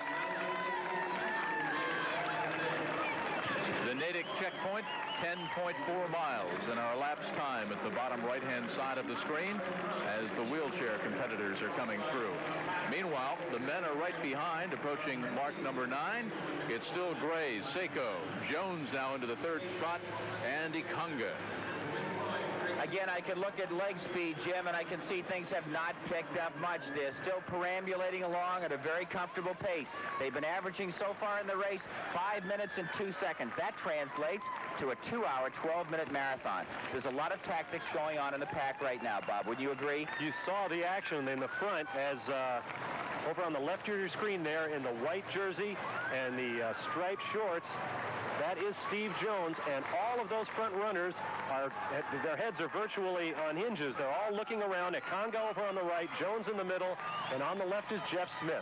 Let me bring up a point. You notice everybody is now starting to funnel to the center of the road. That's the high point of the road. It's the better place to run, number 1. Number 2, it is my guess that they are beginning to feel some of the effects of a headwind.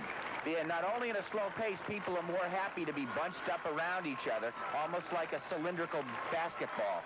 But now they're stretching out a little bit without the pace picking up measurably. So I think they're running into a bit of a headwind, although I don't think it's strong. And we're seeing here, I think, a lot of tactics. They're monitoring each other's breathing. They're looking for signs of some weakness. They're trying to decide when is the right time to step on the accelerator and try and crush some of the opposition that's up in the lead pack. Larry and Bob and George, what does this slow pace mean for, say, a Bill Rogers and especially for a John Tracy? Well, I would venture to say it means that they have a shot. Now, in Bill Rogers' case, perhaps not as good a shot as in the case of John Tracy. And in fact, as we look at a pack, there is Bill Rogers in the dark shorts and the white shirt with the horizontal stripe. Second runner from the right. There is Bill looking around, chatting with someone. Obviously, Bill Rogers is not a part of this race. Oh, he was chatting at the wheelchair. I think he probably had a problem with that wheelchair being smack in the middle of the road. No, I honestly think he knows that guy. I've seen him push the wheelchair before in this. I'm just guessing on that, but I think he probably passed words of encouragement to that person. And Rogers said he would be running a conservative race. He snuck up on everybody last year, ran 2 hours, 13 minutes, 36 seconds at the age of 38, and nailed down 4th place in this race. I will add this. I think you're exactly right about Rogers. You know, he's past his prime of a great speed runner. But certainly for Tracy, it gives him a shot, I think, maybe even a better shot that the pace was slow in the beginning to get 1st, 2nd, or 3rd in this race. I pick him for 2nd. Well, somebody asked Bill Rogers to assess his chances of matching his fine 4th place finish last year, and the 39-year-old said, well, if I did, you'd know I was either blood doped or on steroids, and I don't do either. The Boston Marathon, just about past the 9-minute mark. We'll all be back in a moment.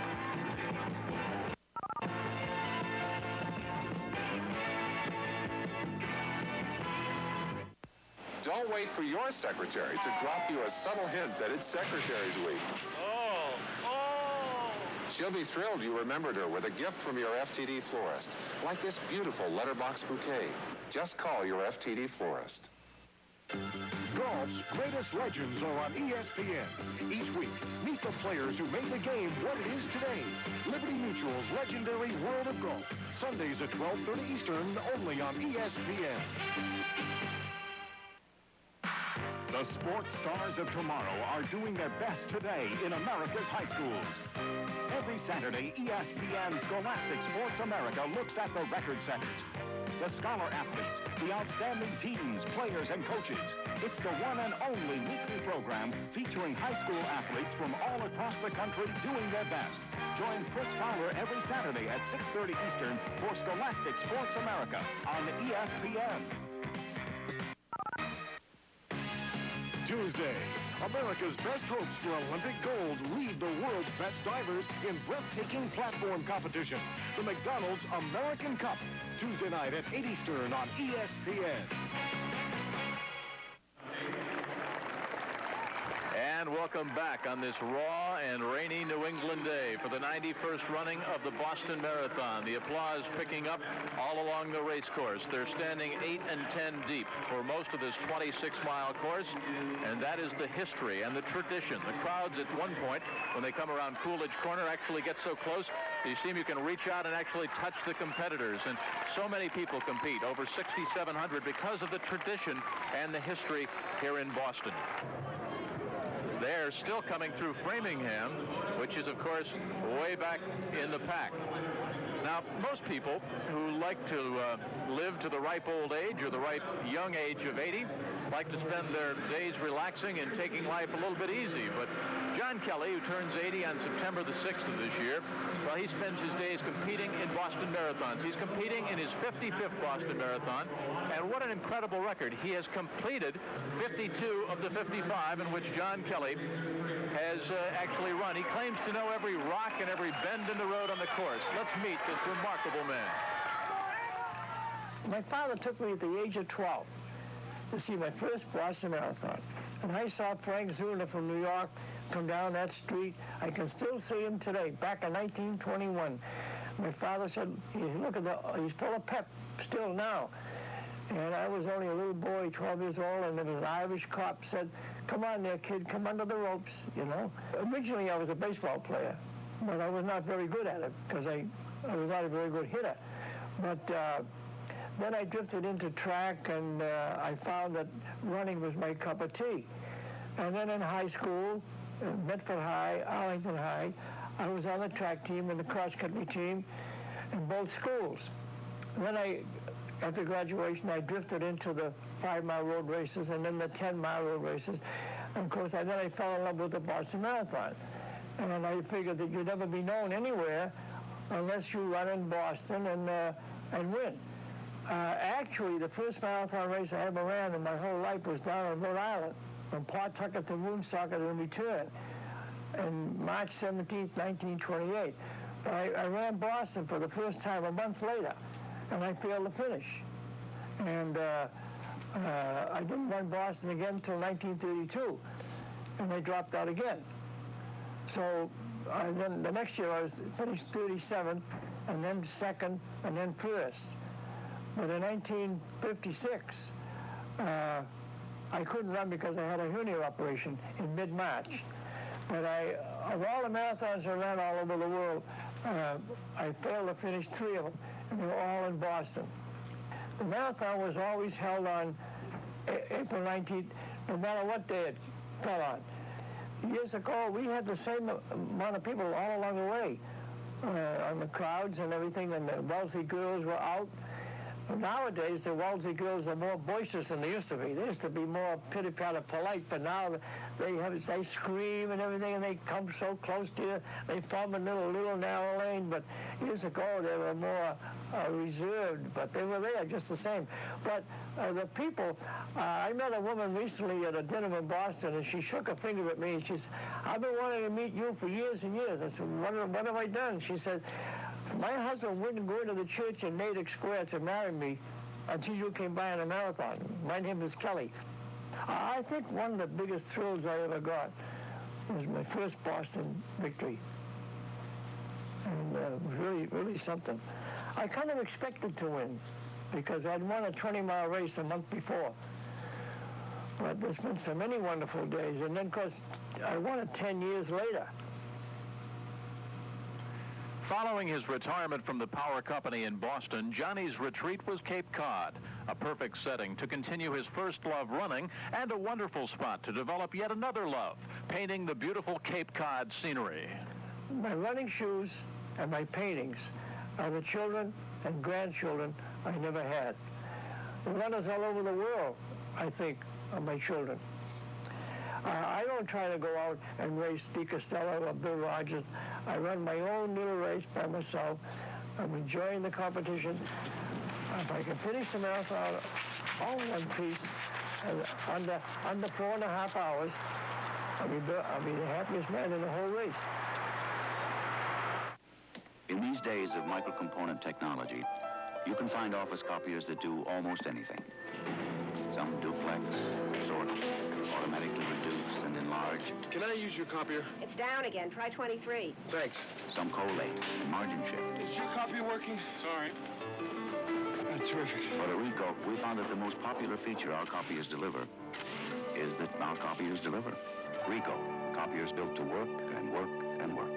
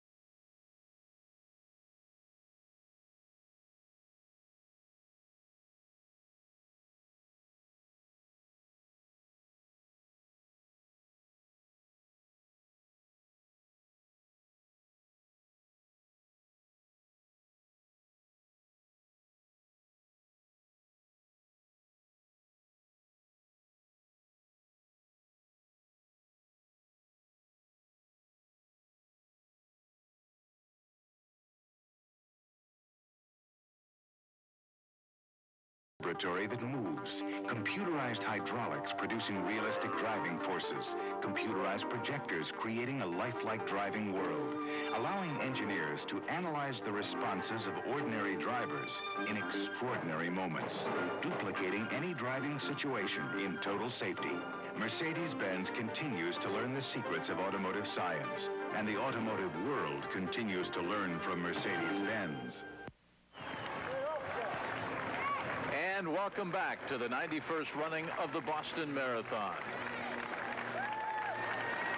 Well, George Hirsch, the women have gone through Natick, and there she is, 28 years young, out of Portugal. That's 99 pounds, and she's just cruising. I'd say she's running very, very within herself. I just got her 10-mile split. It's 54 minutes and 58 seconds. That's 5 minutes and 30 seconds a mile. It's not record pace, Jim, but it's running at a very respectable rate of 224 to 225. So Rosa looks comfortable and in control. And again, gentlemen, and Larry and Bob, you might notice that the top four, as far as the women are concerned, look a lot like the top four in the men's division right now. It's a very elite international field. So we might draw on Larry and George's expertise here to talk about where are the U.S. female runners.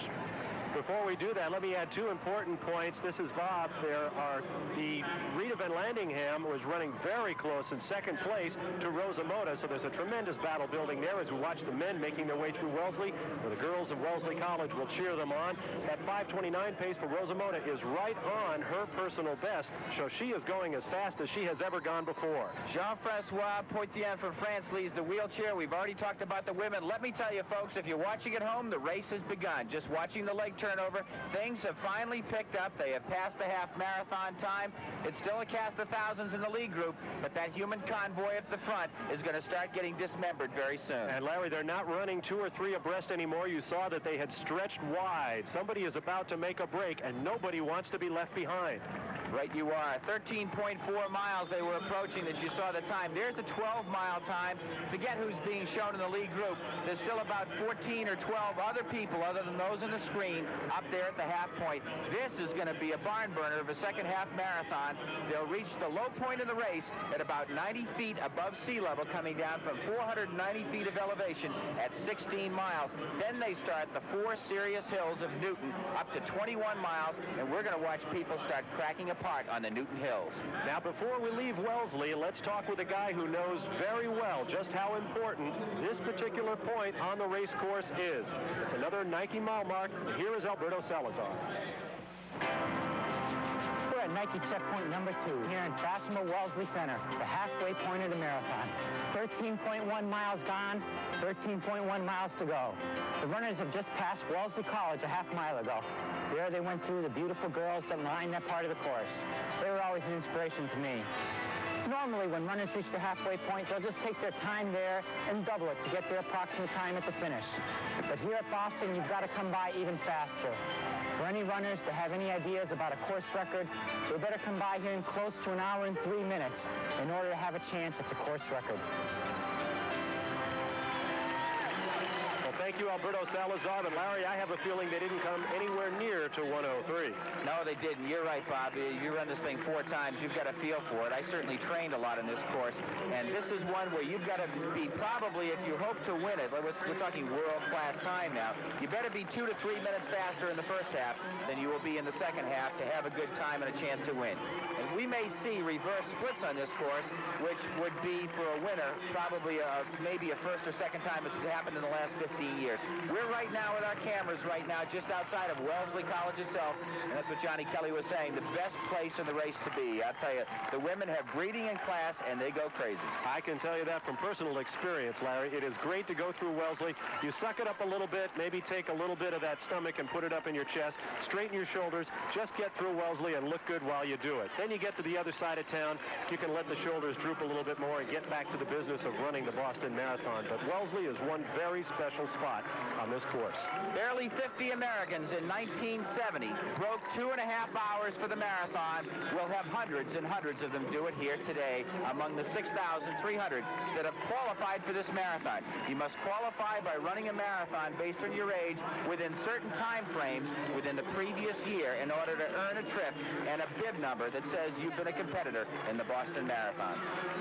You're watching the runners making their way through that halfway point out there on Route 135. That is a critical point in the race. You see a runner stepping off a little bit too much, halfway off of the runner making his way to the far right. Bob, with the helicopters down here, let's tell the people what they'll take in the next couple of miles. The course is essentially flat. It begins to drop down a little bit. However, from mile 15 and 16, and that shot you saw just previous was the half point at 13.1, it falls directly out of Wellesley to Newton Lower Falls, much like the start does. That last mile, there you go. There's a great shot of it. You dip straight down. Look at that V shape at 16 miles, right down. The runners will fall down the hill. They're climbing that crest between 14 and 15 miles, the lead group now, and then they will literally dive off a cliff as though they're at Acapulco from mile 15 to 16, and look at the V shape they start to climb. People talk about the 3 Newton Hills. I've tried to talk in our telecasts about the 4 Newton Hills because that's exactly what you got. Count the V's as you climb from 100 feet of elevation up to 265 feet. I want to tell you, you're a tired puppy. And in 1979, it was the final of the 4 hills that broke Toshihiko Seiko. Bill Rogers broke them on the middle of Heartbreak Hill and went on to victory in 79 to then a new American record in this race. Well, we're about to throw away the stopwatch. All the key players are still in the battle. We're about to hit the hills. 1 hour, 5 minutes, and 49. The last checkpoint. Be right back.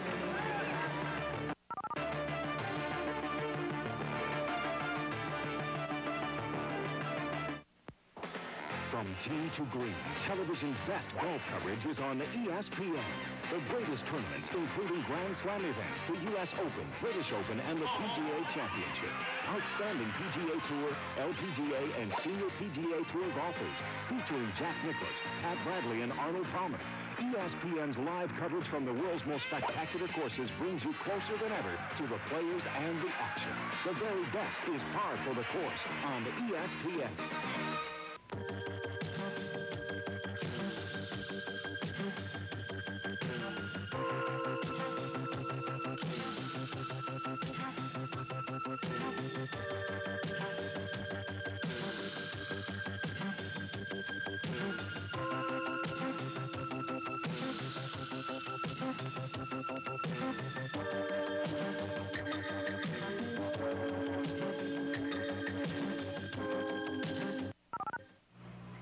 The 91st running of the Boston Marathon is being brought to you by Nike and by Ricoh Corporation, proud sponsors of the Boston Marathon. 1:05:49, the halfway time that compares to Roberto Di Castella's 1986 split of 1 hour, 3 minutes, and 6 seconds. Larry Rawson. Here's the leaders. Everybody's up there, Bob. We haven't lost anybody. Forget the top 5, but at least it's nice to know where they are. All their friends and relatives can see that they're still in the top 5, but the rest of the guys are there. Toshihiko Seiko. That man will not take the lead until he starts to push. He'll sit back and study everybody else in the lead pack. He won't share the lead. That's his inscrutable way. He spent 3 years at the University of Southern, 3 semesters at the University of Southern California, speaks some English, but he'll never let you know it. He just is very careful and a very, very disciplined human being. More on him later. We watch the athletes come through Naden. A real marathon battle. We talk about records. You expect marathoners to get out very early if they're going to set course and perhaps world records. But this, too, is a legitimate marathon foot race. It's been tactical through the halfway mark. Everybody is still there. We have talked about the great runners up front. There's a look at the women's race thus far. Keep in mind, Rosa Mota, Agnes Pardens just behind, Ria van Landingham, 2-3 for Belgium. What a day it could be for Belgium if they can move up. But Rosa Mota is running right on pace for her personal best. No tactics there. She's going as fast as she ever has, and she has company. Great race among the women as well. There's a guy who's going to help feed you the beef stew at the end of the race right there. He's a little late for the leaders, but he'll make it. He's probably going to have a lot of guys finish with him, right? The butcher and the candlestick maker are not far away in any Boston Marathon field, I guarantee it. Well, Well, while we're looking at these people... The cowman. The famous cowman, all 6 feet 2, 200 pounds of him, and he qualifies for the Boston Marathon with that height and weight. Kind of legendary in the sport, and he's a serious runner. While we're looking at all of these athletes, the top runners and these back-of-the-pack people as well have their pulse rates, which are normal because of their training, be about 50 beats per minute. They push up at this point of the race to 160 or even 170 beats per minute. Later on in the race, it gets even higher. Their body temperature goes from normal of 98.6 up to 102 degrees, some cases even higher. The body later will return to normal, but it's amazing the flexibility that it has. There you see we're in Wellesley right now as the athletes are approaching the halfway point of the race. 1 hour 11, approaching 1 hour and 12 minutes into the 1987 Boston Marathon. If Dr. Paul Thompson is on the line, I'd like to ask you, Dr. Thompson, we're seeing a lot of hands in the air, a lot of smiles at halfway, but these are the folks who are not the front runners, they are not the world-class runners. What are they going to be going through as they get into the second half of the race? Yeah, it's pretty tough on the back-of-the-pack runners on a cold day like this, and the reason it's tough on them is that they use up a lot of energy simply staying warm. They've had to wait at the start, you know, they didn't get delivered in a stretch limousine or whatever, and shivering, staying warm, burns up some of that muscle glycogen. These people are getting the rush of running through Wellesley, but let me tell you, Boston is like the Venus flytrap. It sucks you in with that early pace, which is quite fast, and then the hills really close the top of the trap on you, and you're stuck. You've got no energy left. Paul, why does shivering hurt the runners? Well, shivering just uses up a lot of energy. When you shiver, you're burning quite a bit of glycogen in your muscle. Remember, glycogen is the gas for these running machines. So when you run out of glycogen, you can't go on, even though you've got other energy stores like fats available. 1:10:58. As you watch the wheelchair runners, that looked like it might have been George Murray going by. As a matter of fact, that is Andre Vigier in the lead. Now, he has Jean-Francois Poitien from France, who's a 150 wheelchair. That's 6 or 7 minutes slower than what has been accomplished before by Vigier. And also Yakafumi Yamamoto from Japan, who has won the the Honolulu Marathon this past year. Another 150 man was in third place behind Vigier just 2 miles ago. Rosa Mota continues in the women's race. Rosa Mota continues to lead at 13 miles, 1 hour, 11 minutes, and 48 seconds. Her split at that point, still out front, still maintaining personal best pace. 1:10:58 for our leader in the men's race at mile 14. Bob, to translate her split for our viewers, that is about a 2 hour, 25-minute marathon pace that Mota is running at. Very fine time. She's right on record pace for this Boston Marathon course. And let's keep in mind that she has a lot of company. The two Belgian girls, Pardin and Van Landingham, running up behind her. Could be a dramatic finish in the women's race as well. And they are running in a convoy of men, so it may be difficult for them to keep touch with one another. Rosa Mota may be very surprised if she doesn't maintain her pace to see that she is going to have to fight for her lead.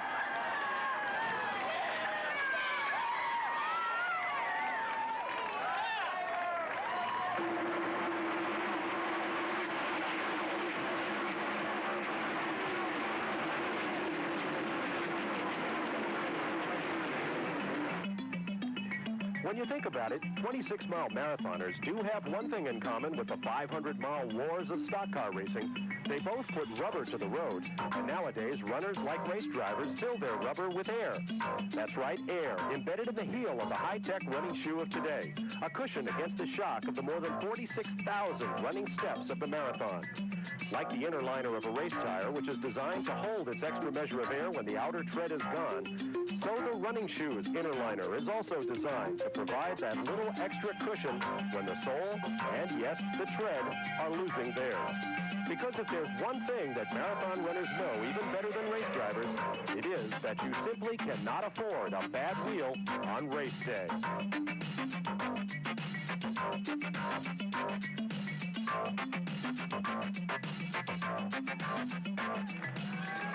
Well, that's the answer to the immortal question, what do runners and race car drivers have in common? Back up to the wheelchair race now, up in the hills of Newton. and we expect to see Andre Vigier out there. That's a cherry picker you see overhanging the very lip of Heartbreak Hill. Very steep grade, 660 yards long. Coming over the top, I think, will be Andre Vigier, still leading the men's competition wheelchair division. The 31-year-old jewelry store owner from Sherbrooke, Quebec, has been setting this sport on its ear ever since he got one of these really, as you might say, newfangled racing vehicles. And his chair weighs just under 13 pounds. He trains indoors up in Quebec, of course, the weather being bad. He said, I try and get outdoors when I can for a long run, as they call it. And he trains up to 150 miles per week in his chair. There you see the red T-shirt he's wearing underneath. Recall the days, Larry, when it was a subject of some controversy as to whether or not wheelchair athletes and runners should be put in the same race because they were competing at comparable times at that point. I think it was wise to give them a chance to go out a little bit ahead and get clear. Unfortunately, we had the accident today. There is Vigier. Now, if he breaks his own course record, which happens to be the fastest time ever done in 26 miles, which is 1 hour 43 plus minutes, he will win $5,000 first prize. He will set a new course record and get $7,500, and he'll win for setting a new world best. $10,000 additionally. He could come away with this race $22,500 richer. How far the wheelchair racers have come in just a matter of 10 years or so. As we watch Andre Vigier disappear up the hills, we'll be back to the runners and the '87 Boston Marathon after this.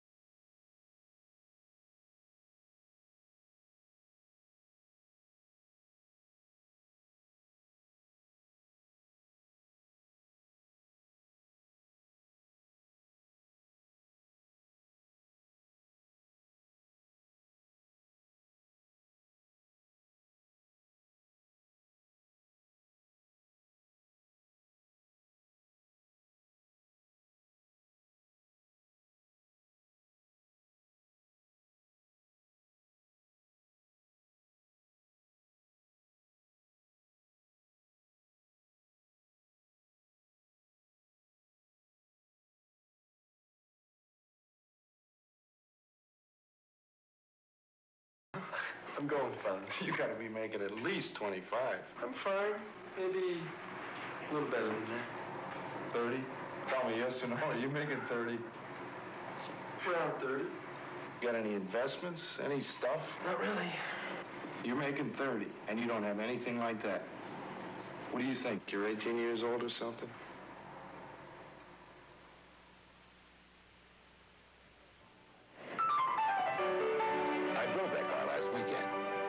Mercedes? The S-Class. What'd you think? I think you had to sit in that big leather seat.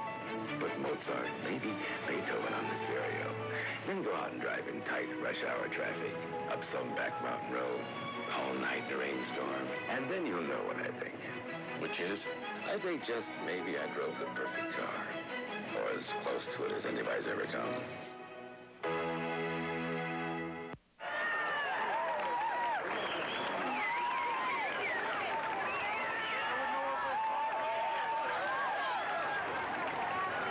You watch the runners making their way along the '87 Boston Marathon Trail. Let me add this. The women's race, we have an update here at 14 miles. Rosa Mota leading through the halfway point.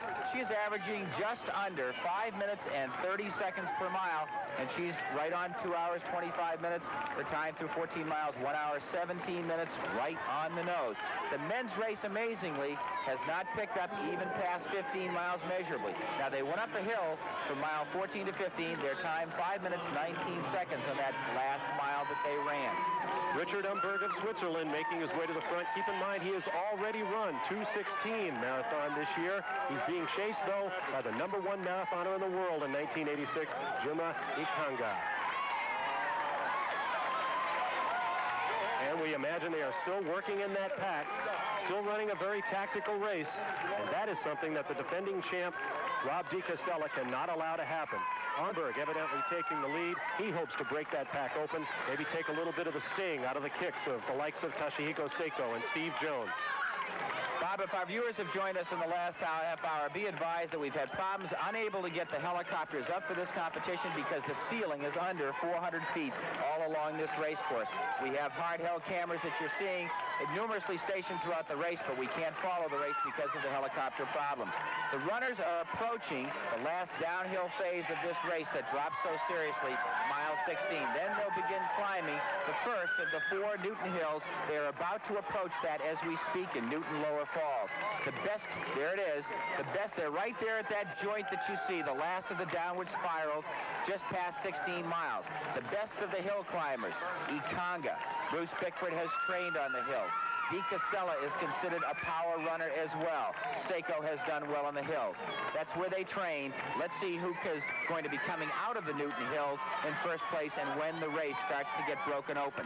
There is a clutch of about 10 men still up in the lead at 16 miles. The runners have passed that mark right now. In 1:21:06, Richard Umberg continues to lead the race, and we're waiting for someone to make a move to try to break open this 1987 Boston Marathon. The women's race has been Rosa Mota. Agnes Parsons from Belgium and Ria van Landingham has also been up there running third most of the way. She too, as Agnes is, from Belgium. Mota from Portugal. It's been a United Nations leading group for both the men's and the women's race, thus far past the halfway checkpoints. Coming up close are those dreaded Heartbreak Hills, the hills in Newton. And to take us through those hills is Mr. Salazar and another Nike checkpoint. We're at Nike checkpoint number 3, here in front of the Newton Fire Department at mile point 17. The runners are going to take their first sharp turn of the course here.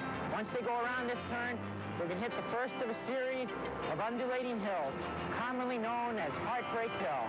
The runners are going to try and conserve as much energy as possible as they go up these hills, hoping that once they get to the top, they're going to have enough left to go down that hill as hard as possible. When I ran here in 1982, I hit this point a stride behind Dick Beardsley. I knew in my mind that I just had to stick with him on these hills. It would be the toughest part of the course. But if I was with him at the top, I felt that I would have a very good chance of winning. And the lady on my left is Nancy Clark, who is a sports nutritionist here in the Boston area and the author of a very nice book called The Athlete's Kitchen. We've heard so much about carbohydrate loading and all of that. Is it really effective? But let's talk about calories right now. Over the course of 2 hours plus and 26 miles, how many calories will each of these runners burn off, Nancy? They'd be burning off about 2,600 calories if that's based on 100 calories a mile for the average runner who's about 150 pounds.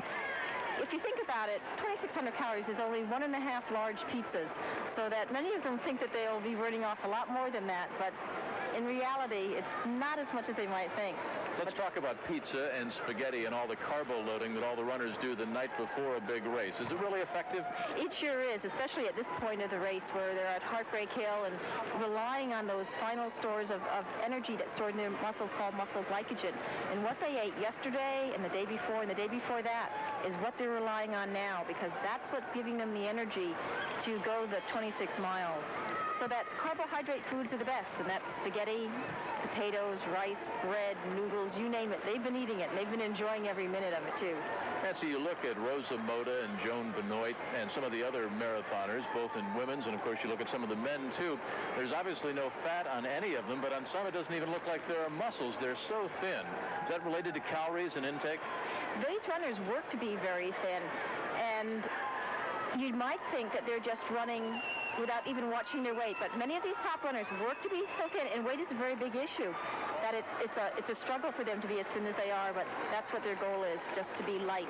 We talk about light and losing calories and indeed losing pounds over the course of running a marathon and loading up beforehand. What about a recovery diet? Is there such an animal? They can't wait to get over that line. What I'm most concerned about is first that they replace the fluids that they're losing, because they're losing a lot of sweat. Even though it is a cool day, they still need to replace that.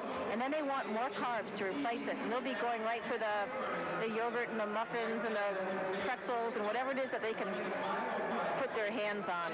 But carbohydrates are important for recovery, just as they need them to fuel up their muscles before the race. They need to focus on those again after the race. That and lots of fluids. Terrific. Nancy Clark, who is the author of The Athlete's Kitchen, and maybe the new book will be The Announcer's Diet. What about glycogen loading, Dr. Paul Thompson? I agree with Nancy. I think glycogen works. Glycogen loading works. And what it helps do is it helps fill those muscles with energy so that you can get through those hills in Newton. If you take and look at a runner as if he were an engine, you can see that the things that drive a runner on is that he's got to have a big heart, because that's his engine. He's got to have a lot of gas. Those are the glycogen stores in the muscle. And the runner's body is really the chassis for, like, the automobile. Now, what the runner wants is a big engine, not a small engine. He wants a big gas tank, not a small gas tank. The gas tank is the glycogen. But he doesn't want a stretch limousine. He wants a real small chassis. Here's why. Here's what happens to a 150-pound runner and a 220-pound runner. Their energy cost or their oxygen uptake for running a mile. The big runner uses almost 30% more energy. You got to be lean, you got to be mean in order to run the Boston Marathon. How about muscle cramps? Any relation, any correlation between glycogen? Yeah, there sure is. When the muscle runs out of energy, it can't relax, and that's why you get a cramp. When you get a cramp, you're out of energy. Dr. Paul Thompson and Nancy Clark alongside, and of course it's the 91st running of the Boston Marathon. The men and the ladies are about halfway home. It's going to be a dramatic finish. Don't go away. We'll return after this.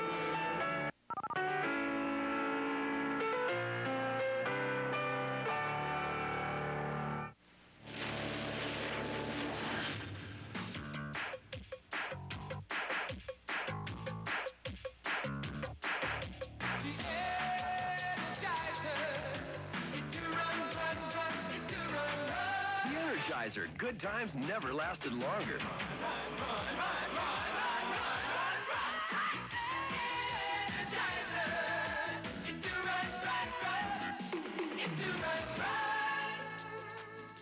Now you can get your morning news and information before you leave the house. Nation's Business Today. Back to basics information with a business person in mind. Breaking news from Washington, Wall Street, and the world. Updates on trade, technology, and Capitol Hill. Investment tips, sports scores, and weather reports for the traveler. Join Merrill Comer and Carl Grant and get a head start every business day. Watch Nation's Business Today. TV news for people who mean business. Weekday mornings at 6:30 here on ESPN. Tonight, the Stanley Cup playoffs are live on ESPN. The toughest teams in hockey face off in the divisional finals. Live tonight at 7:30 Eastern on ESPN. Tonight, ESPN recaps today's 91st running of the Boston Marathon. Find out what it's like to conquer one of the greatest challenges in sports. Tonight at 11 Eastern, only on ESPN. The pace is picking up. The drama and the excitement are building. The defending champion from Australia, Rob DiCostella, is falling back into the pack. But the young man from 27 years of age out of Tanzania, Juma Ikonga, is now the leader after 17 miles. There's the time, 1:26:17. Jim, we've got Steve Jones, who's just moving up ahead of Ikonga. We've gotten a report on it, and they're racing now. Finally, the pace is coming down. They just threw in a 4-minute and 50-second mile between number 16 and 17, and that lowers the pace because up until now they've been dawdling. They've been going at about 5:05 pace. So here with about 10 miles to go, I think we can expect the racing to finally begin. Well, Steve Jones, 31 years of age, out of Wales, 2 of the top 7 best marathon times ever, winning in Chicago. Larry? Well, what we're seeing here is the pace picked up in part because mile 15 falls down into that canyon I told you about. Ikonga ran that mile in 4 minutes, 49 seconds. They turned around and went uphill for the next mile. That was a 5:10 mile, but very fast considering the hill. And then what happened? Tell them what happened to DiCostella. DiCostella, Larry, has stopped. He is reportedly out there massaging his legs, on the course, and I'm afraid we may have seen the last of our defending champion. It's no time to be running into problems. They're approaching the foot of the Newton Hills, and it looks like Ikanga and Steve Jones are going to be battling it out. They're coming into Auburndale. They turn the corner at Auburndale and face the second of the Newton Hills. It is called in Boston, it is called Brayburn because there's a country club right there. Well, don't forget, coming up on Tuesday, April 28th, starting at 8 o'clock in the morning, 5 o'clock on the West Coast, live from New York, from Bristol, from Philadelphia, the 8th consecutive year, the NFL Draft on ESPN. Our Bob Lee, Chris Berman, of course, will be supported by our draft specialist, Mel Kiper, Sports Illustrated's Paul Zimmerman, NBC's Paul McGuire, along with ESPN college football analyst and curmudgeon Beano Cook. It's all coming up on Tuesday, April the 28th, the National Football League College Player Draft.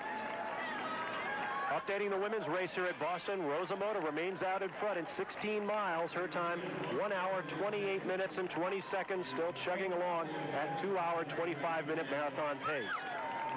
The men's race, mile 16 to mile 17, covered in 5 minutes and 5 seconds, and they still are not breaking it. That stretch that they're running is relatively flat, and they're heading out. Bruce Bickford, the American we talked about, 9th place. Bickford, and right behind him, Ed Eyestone out of Orem, Utah, running in 10th position. So the two Americans running in their first race, they were thought to be threats, obviously are hanging in there, 9th and 10th as they hit the hills. The last report we had, Bob, is there was still a clutch of people up in the lead. Bickford, Eyestone, all of them still gathered there together, running comfortably. I'll repeat, our helicopters are down if you're joining us in our viewing. Thanks for staying with us in this whole thing. We'll keep you updated until they pass by some of our hardwired camera positions.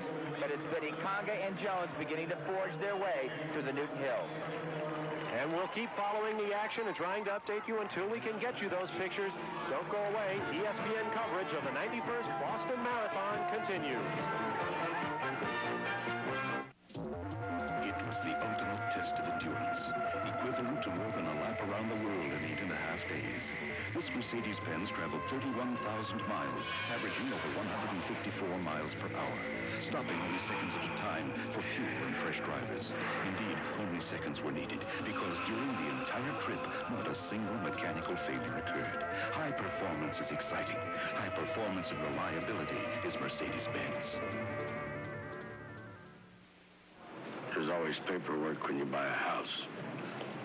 This pretty much says that nobody's got a gun to your head, that you're entering this agreement freely. The next says the property is insured for the amount of the note, and you sign that in the lower left corner. Next says the house is free of termites. I hope you brought your checkbook. This is the fun part. I say that all the time, though most people don't think so.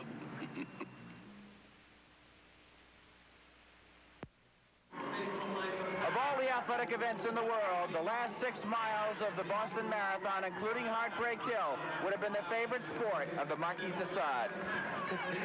Well put, Larry. We are 1 hour, 33 minutes and 40 seconds into the race. As you can see, the wheelchair athletes making their way up Heartbreak Hill. It's been said before, and I can testify to it, that the race really begins at the top of the hill, with 6 miles still to go, and the crowds will begin to form then. At last word, 18 miles. Steve Jones out of Wales continues to lead. Bob, there's a great deal of tactics going on in the race right now. We have not seen much surging among the lead runners, Jones, Ikanga, Bickford, etc. But they are listening to the breathing of each other. They're watching for signs of weakness, the same weakness that was shown by Rob DiCostello when he pulled off the course. They want to see if a person's arm action has changed, if he just stays in the rear and starts to lose a little contact and struggles. They want to know how many people here that they have to knock off. If we start hearing that Jones and Ikanga have pulled away, or 3 athletes go, what they're doing is those 3 athletes will all work together to try and break the will of the other 5 people. Jones in the lead. Jeff Smith running a very fine, smart race. In the past, he's gone out too fast. Ikanga, there is Seiko. Keep an eye on that dangerous athlete right there, as the athletes right now are working on the 19th mile of the race. Something we should point out about Jeff Smith, the 2-time champion with victories in 84 and 85. Those were the dry years here at Boston. That was when there was some talk that maybe Boston was losing its international luster. Jeff Smith went out and ran virtually against himself, and he will admit it as we watch Andre Vigier down in Kenmore Square with his police escort. Obviously, Andre Vigier, the Canadian, on his way to a victory in the wheelchair division at Boston for another year. But the point I was making about Jeff Smith is that a lot of people are taking his 2 straight victories for granted, saying that the real big fields weren't there. The terrific athletes weren't there. Those defending him might say that he ran 2:10 by himself. Well, you can guarantee to yourself that in 1987, Jeff Smith is out to prove to everyone that he can beat a great international field. He also said that he was in the best shape of his life, which says a great deal because he ran 2:10 all alone in Boston in 1984. Look at the fine efforts of Vigier on a nice smooth surface as he comes right down Beacon Street. We are at 1:35.50 roughly. Andre Vigier very much in the ballpark with a shot at his own Boston record.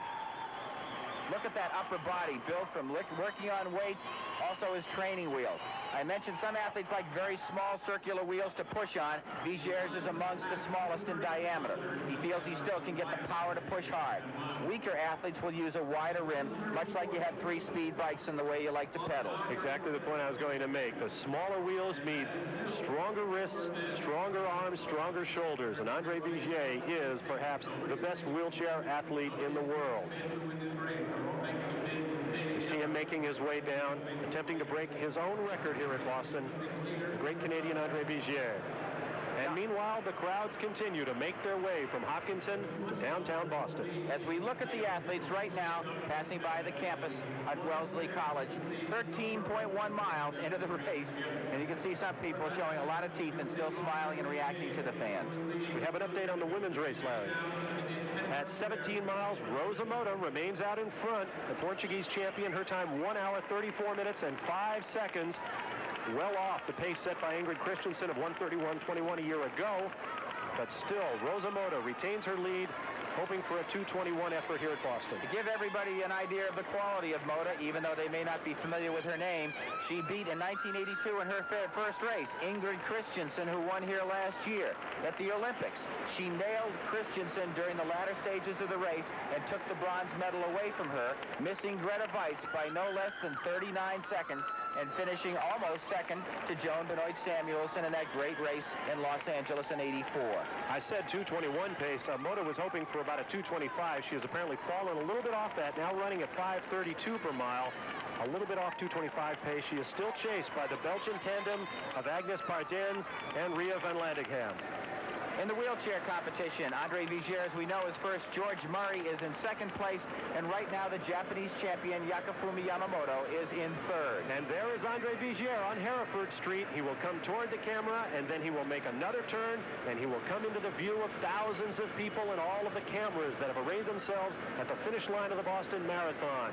Jim Kelly is standing by at that location, and maybe you guys will just sing out when you see Andre Vigier make the turn, although I'm sure the crowds will let you know when he's coming. I was going to say, Bobby, we won't have to, and it's really quite an emotional sight because you talk about the cameras, and here comes Andre around the corner now, the young man out of Quebec, and you talked about the upper body strength, but quite an emotional sight. The cameras are poised, they're ready to click, the crowd ready to cheer, and you can look 3 and 4 deep among the office buildings. People are standing up on the rooftops. They're pouring out of the windows. They're hanging out of the balconies, waiting to get a glimpse of Andre Vigier. Keep in mind, Jim, the record... Andre Vigier may be bringing us a world record any minute, Jim, so they're going to have a lot to look at. My point exactly, George. The record, 1:43.25. We are now at 1:39.05 unofficially. Keep an eye on Andre Vigier and the clock.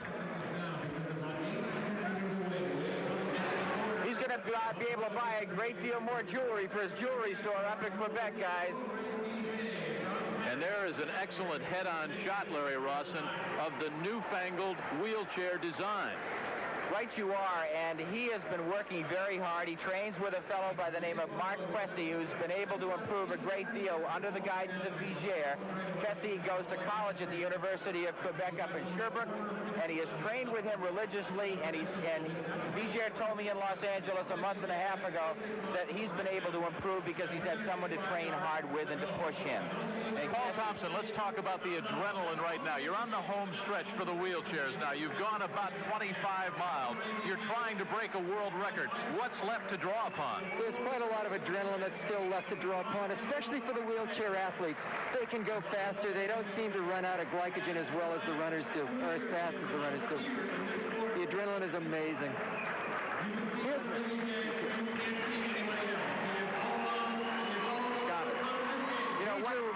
Over. We have corrected times now. We have to keep in mind the wheelchair started earlier than the runners. We have corrected times, and it looks like Andre Vigier will not be able to make his world record. I made a mistake, so I will correct myself. But Andre Vigier will, it appears, become the first man since George Murray to win successive Boston marathons in the wheelchair tradition. Listen to the crowd.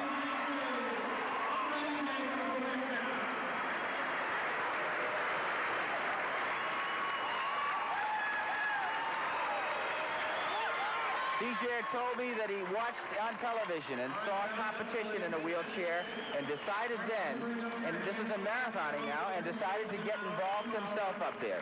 He said, I decided to set a goal for myself, and he said it has been a wonderful rehabilitation for me into more of a mainstream activity in life.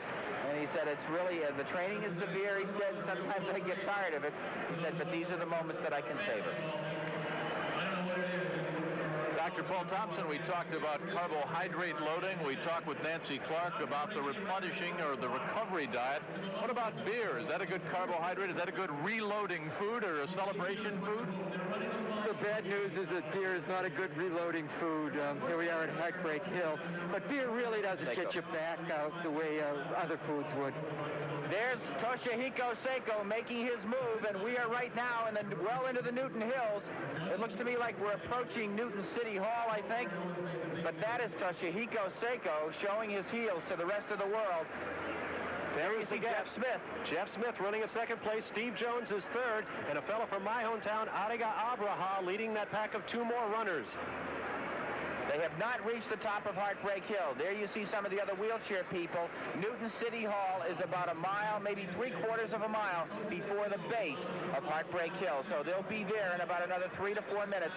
There you see them. They have just passed Boston College's women's division and passed Newton College of the Sacred Heart. That is the beginning of the base of Heartbreak Hill that you're seeing there. That's the lead pack of athletes. And challenging for 5th position, I think I see the singlet of John Tracy. Very much a hometown favorite. Even though he comes from Ireland, he lives in this part of the country. Boston, of course, predominantly an Irish city, and you can bet that there's a strong crowd contingent that would love to see John Tracy overhaul Toshihiko Seiko. Bob, we have a report that Bruce Bickford was up among the top 7 about a half mile ago. We'll have to wait and see where everybody is.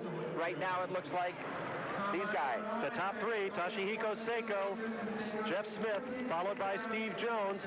Bruce Bickford in 5th position. I may have mistaken John Tracy for Bruce Bickford. Ed Eyestone is in 9th position. Bob, I did not see Rob DiCastella among the lead group.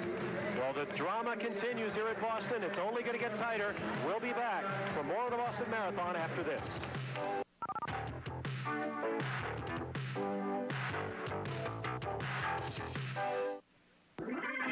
And welcome our next contestant from Cincinnati, Ohio, Mary Haney. Yes, you, Mary. This is your chance to enjoy a more colorful life by subscribing to TV Guide. Now let's show Mary what you'll get with TV Guide. To start, you'll receive complete listings for network, local, cable, and pay TV. You'll also get special features, movie reviews, a sports calendar, inside stories, and more. Okay, Mary, are you ready to go for it? Home audience, you too. Join Mary. Get TV Guide. Johnny? Call toll-free 1-800-932-1200 to get 30 weeks of TV Guide in your mailbox. 1-800-932-1200. Pay in 3 easy installments of just $5.75. Send no money. You'll be billed later. Call now. 1-800-932-1200. Congratulations, Mary. The subscription to TV Guide is yours. 21 miles have been crested here at the very top of Heartbreak Hill. Look at Seiko, turn around. He's got control of the race, he feels, but he wants to see where everybody is. He trained in southern part of Japan and the island of Okinawa, doing his usual solitude of long runs. He's done it before, frequently going to New Zealand and the winners of Japan so that he could prepare for major marathons. And he knows now that he's got control of this race. There's the pack, Bobby. There is a pack you see of 4 or 5 runners. Jeff Smith among them. Adiga Abraha from Ethiopia and Atlanta, Georgia. I still see John Tracy in that group, but Bruce Bickford is there as well. Getting back to Seiko for a moment, talk about the embodiment of the samurai warrior. After he lost to Bill Rogers in this race in 1979, Toshihiko Seiko took off an entire year, did nothing but train. Came back a couple of years later and won. Nike singlet on the right of your screen is Dave Gordon that you see there among the top runners. Making their way over the top of the hill. 6 miles still to come. Larry and Bob and George, one thing we should talk about when we're addressing Heartbreak Hill, it's not just one hill. You just don't go up and then down. It's a series of hills. There you see Juma Ikanga in your group right there that just went by. Gentlemen, I'm sorry to interject. I just wanted to point him out while we had a second. I think there's really about 3 hills. It's kind of a rolling stage in there, and it's deceptive. Some people think Heartbreak Hill is an awful big deal. Joni Benoit, when she first ran this race in 1979, turned to someone she was running with late in the race and said, "When are the hills coming?" And they said back to her, "You've already been through them." So that's a little bit what Heartbreak Hill can be. Guys, while we were just talking there, we had a chance to see Deke Costello go by and Bruce Bickford about 15 yards behind him. I would estimate that Deke right now is in 10th or 12th place, and Bickford is probably in 13th place, looking a little like they were struggling to me. Yes, indeed. Now remember that at 20 miles, 21 miles is where a runner who has run out of glycogen and the necessary nutrients for running is going to hit that mythical barrier known as the wall. But right now, we are watching the second-place finisher, I would guess, in the wheelchair division. It might be Jean-Francois Poitiers of France. We have an official time, or at least as official as we can get at this point, on Andre Vigier, who finished in 1 hour, 55 minutes, and 43 seconds. So no world record for Andre this year, but his second straight Boston Championship. Bob and Larry, when we talk about Rob DiCostello, the defending champion from Australia, dropping back into the pack, I think one key element to point out, this is his 4th marathon in a year. That's really incredible, Paul. Yeah, I think that's too many marathons in a year. Frank Shorter said that he wasn't ready to run again until he had forgotten the prior race. That's for the mental benefit, but there's a physiological toll that these races take as well. It really takes time to recover. 26 miles into the race. Look at the battle for 3rd place in the wheelchair division coming down Boylston Street. You know, I picked Seiko to win and Tracy for 2nd, and I put Deke Costello back in 4th place because I didn't feel he was ready for the very point they're racing. 4 marathons in a year leaves you tired.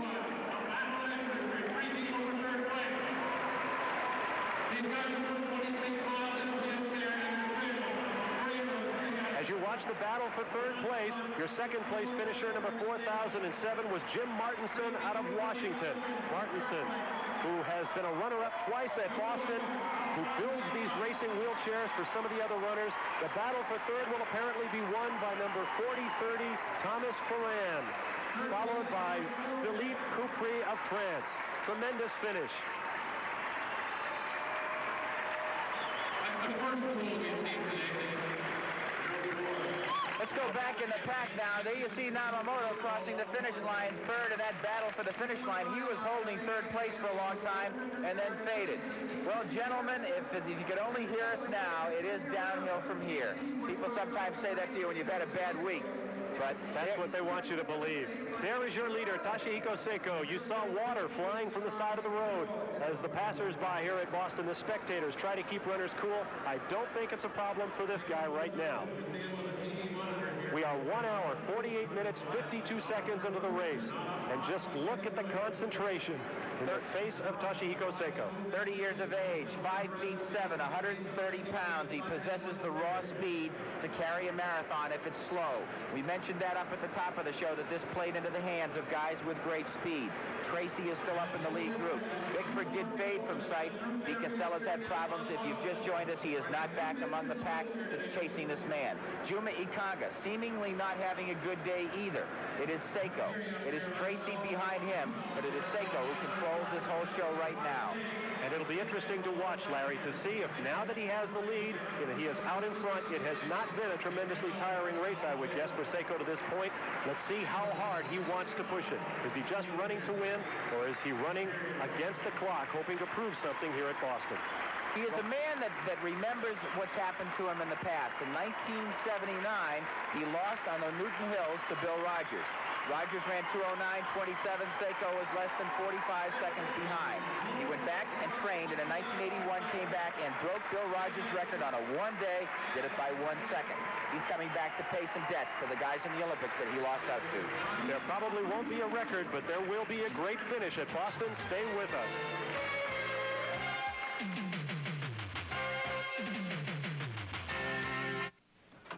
This man is not a company president. He's not a vice president. They're waiting for you. While his face is well known to everyone from the security guard to the summer intern, his name doesn't appear on the company phone list.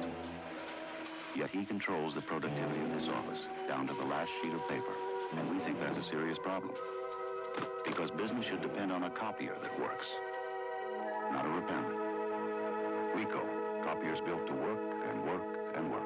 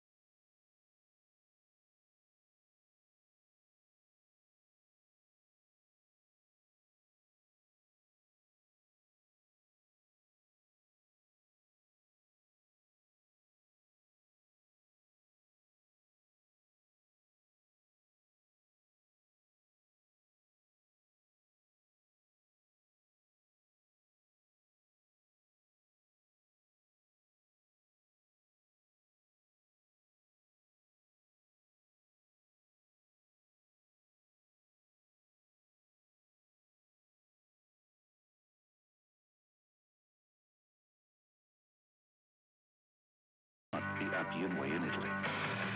You will not find it in a remote section of the Tyrolean Alps, or even some medieval village. Mercedes-Benz engineers would say they built it here, in Sindelfingen, West Germany.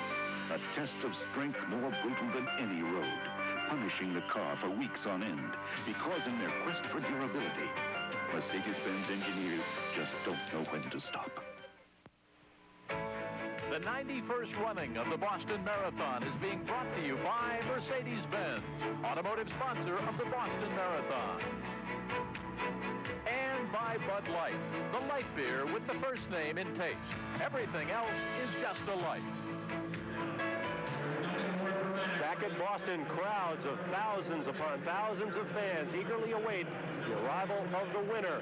And this man right now appears to have the inside track for that title.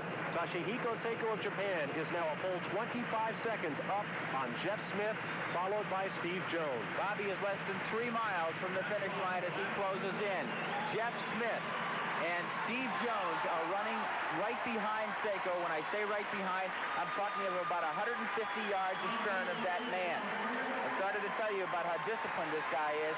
At the Olympics, he was known to go away and train up to 150 miles a day, I was going to say, a week. Too much. But under the guidance of his former coach, Kyushi Namamura, he has dedicated his life to running. He was a student at Waseda University in southern Japan, and he trained and dedicated his life not only to his studies, but to training hard. In the evenings, he lived with his coach, and the coach would read from scripture about warrior-like attitudes, and he trained his mind as well as his body to perform to world-class levels. He was a great high school runner and kept improving. He has had injury problems in 1981 and 82, leg and knee, which kept him from being a world-class competitor. But he came back in time for the marathon, and many people feel that he was stale when he actually hit the race. He ran 2:14 and finished only 14th in the marathon at that distance. That's the only bad race this man has ever had in the last 8 years at this distance. Very hard to run successfully well at a world-class level that long, Bob. And keep in mind the pressure on on this man. There is a Japanese television crew here. There are Japanese still photographers and writers. They are there to follow the progress of this one man. During that injury stint that Larry told you about, as you see him looking back over his shoulder, Toshihiko Seiko became known in Japan as the Department of Injury.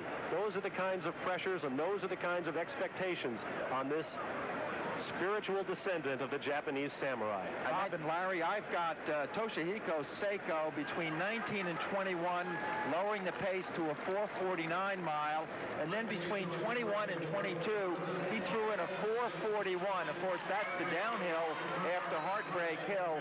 So this is really what he intended to do, I'm sure, all the way, is to start flying from here to the end of this race. He sure looks strong and under control. George, I think we all felt somebody would break it open, but you're right, we didn't know whether it would be Seiko. I'm frankly a little surprised that he chose to break it open first. I thought it might be a Conger if he had something left, somebody with a little less speed, because Seiko, I think, could have waited even later in the race and run even faster. He is that quick and possesses great 10,000 meter speed. He's run 27:45 for 10,000 meters on the track, and he's run, if you're familiar with 5,000 meters out there, you runners or joggers, he's run that in 13 minutes and 24 seconds. That's like 4 minutes and 15 seconds per mile for 3 miles.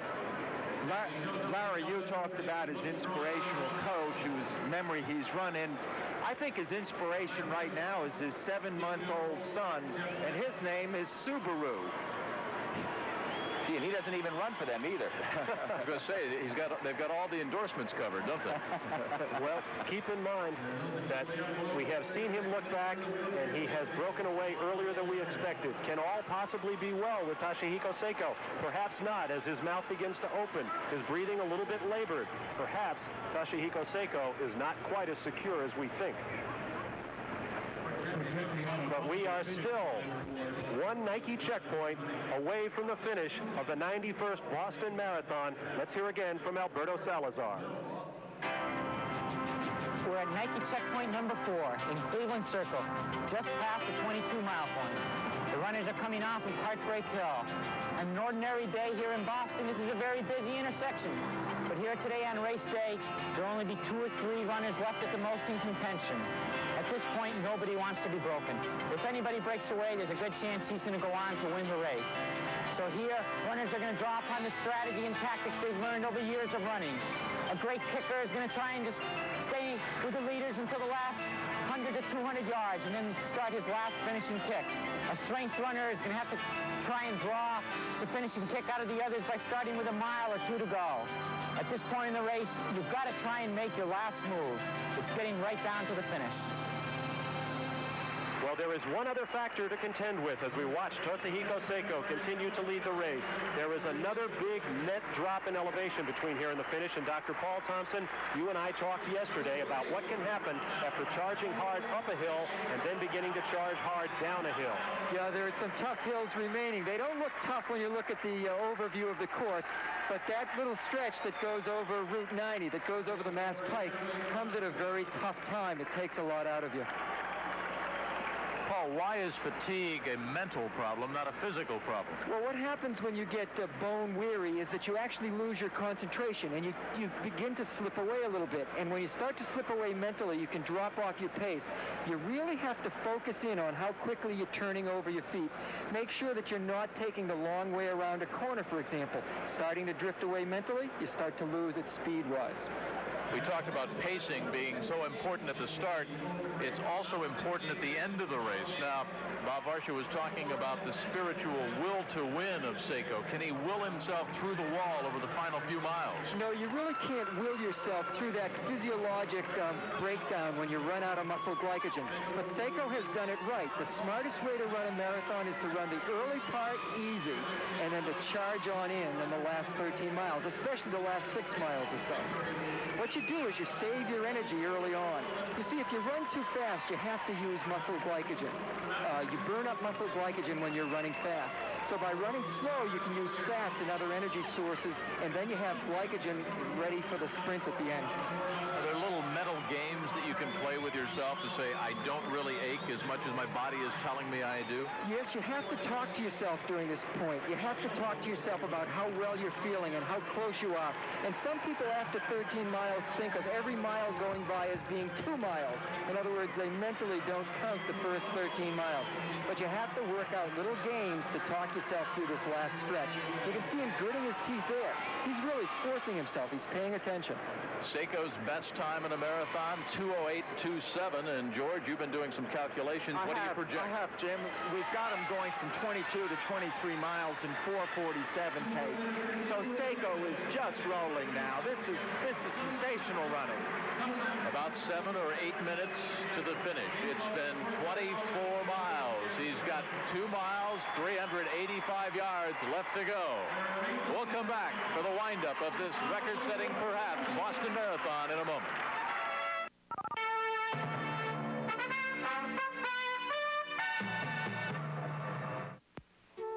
Do you like to draw, sketch, or doodle? Well, if you do, you'll want to enter this month's art contest from Art Instruction Schools with over $8,000 in prizes. Here's how easy it is. Just call toll-free, and Art Instruction Schools will send you this Draw Me art folder without cost or obligation. When you receive it, simply draw one of these interesting characters and mail it back to us. Each drawing is individually judged, and 5 winners are selected each month. The purpose of our contest is to find prospective students who are motivated and like art. Only amateurs are eligible, and complete rules are in the Draw Me folder. So call or write today. It's fun and exciting, and you could be a winner. To receive your free Draw Me art folder, call this toll-free number or write to Art Contest and give your name, address, and age. Don't delay. Call this number now.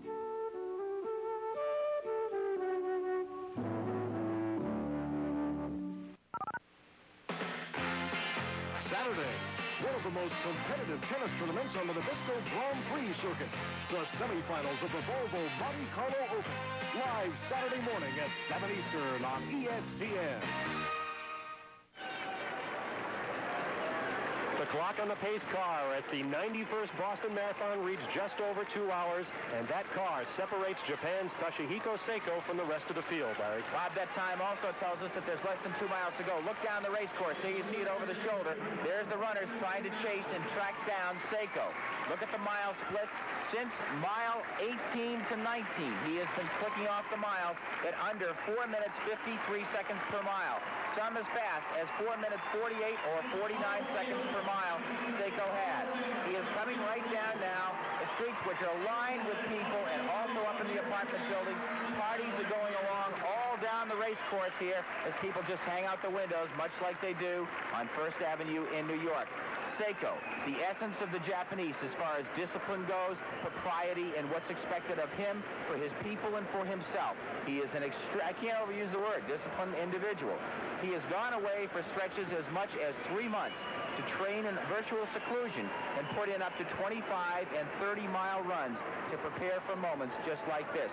We had reports that Jeff Smith was in second place along with Steve Jones, just a second apart as they trailed by about 150 yards, Bob. And John Tracy apparently right in the middle of that battle as well. We had a report that he slipped back in the last half mile. Okay, John Tracy slips back a little bit. That'll be a source of some disappointment to the Boston fans.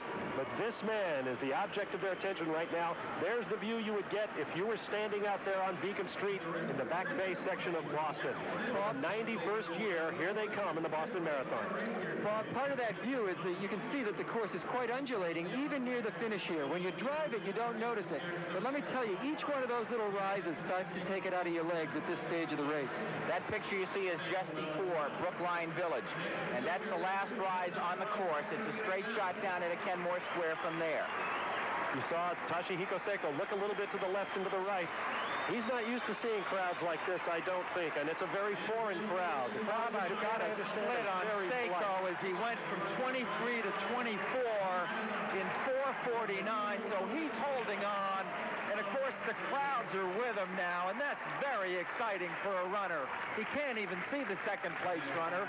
He's looked behind him 2, 3, 4 times in the last couple of miles. He looks just terrific to me. Well, the first thing any young runner learns is that if you are out in front and maintaining pace, that means the guy behind you has to run faster just to catch you. And right now, at least 100 yards separates Seiko from Jeff Smith. Bob, there's something else that he'll start doing. When he goes around a corner, for example, on Hereford Street, he'll put in a surge. And the idea is to break the people behind you mentally. When they lose sight of you for a minute, you got to put some distance between you and them. And here is a look at our other leader. Rosa Mota of Portugal continues to head up the women's ranks. About 1,000 women are members of this 6,300 roughly people in the registered field for the Boston Marathon, maybe 10,000 total. We'll try to update Rosa Mota's splits to this point, but Rosa Mota of Portugal is obviously still leading the women's race. She is running at approximately a 2:25 or 2:26 mile pace, Bob. We have her past 22 miles. I just got this statistic. 2 hours, 2 minutes, and 12 seconds. At one point in her career, Rosa Mota ran 6 straight marathons and improved in each one. She's not going to improve today as Toshihiko Seiko takes a look back once again, and that I'm a little bit surprised at.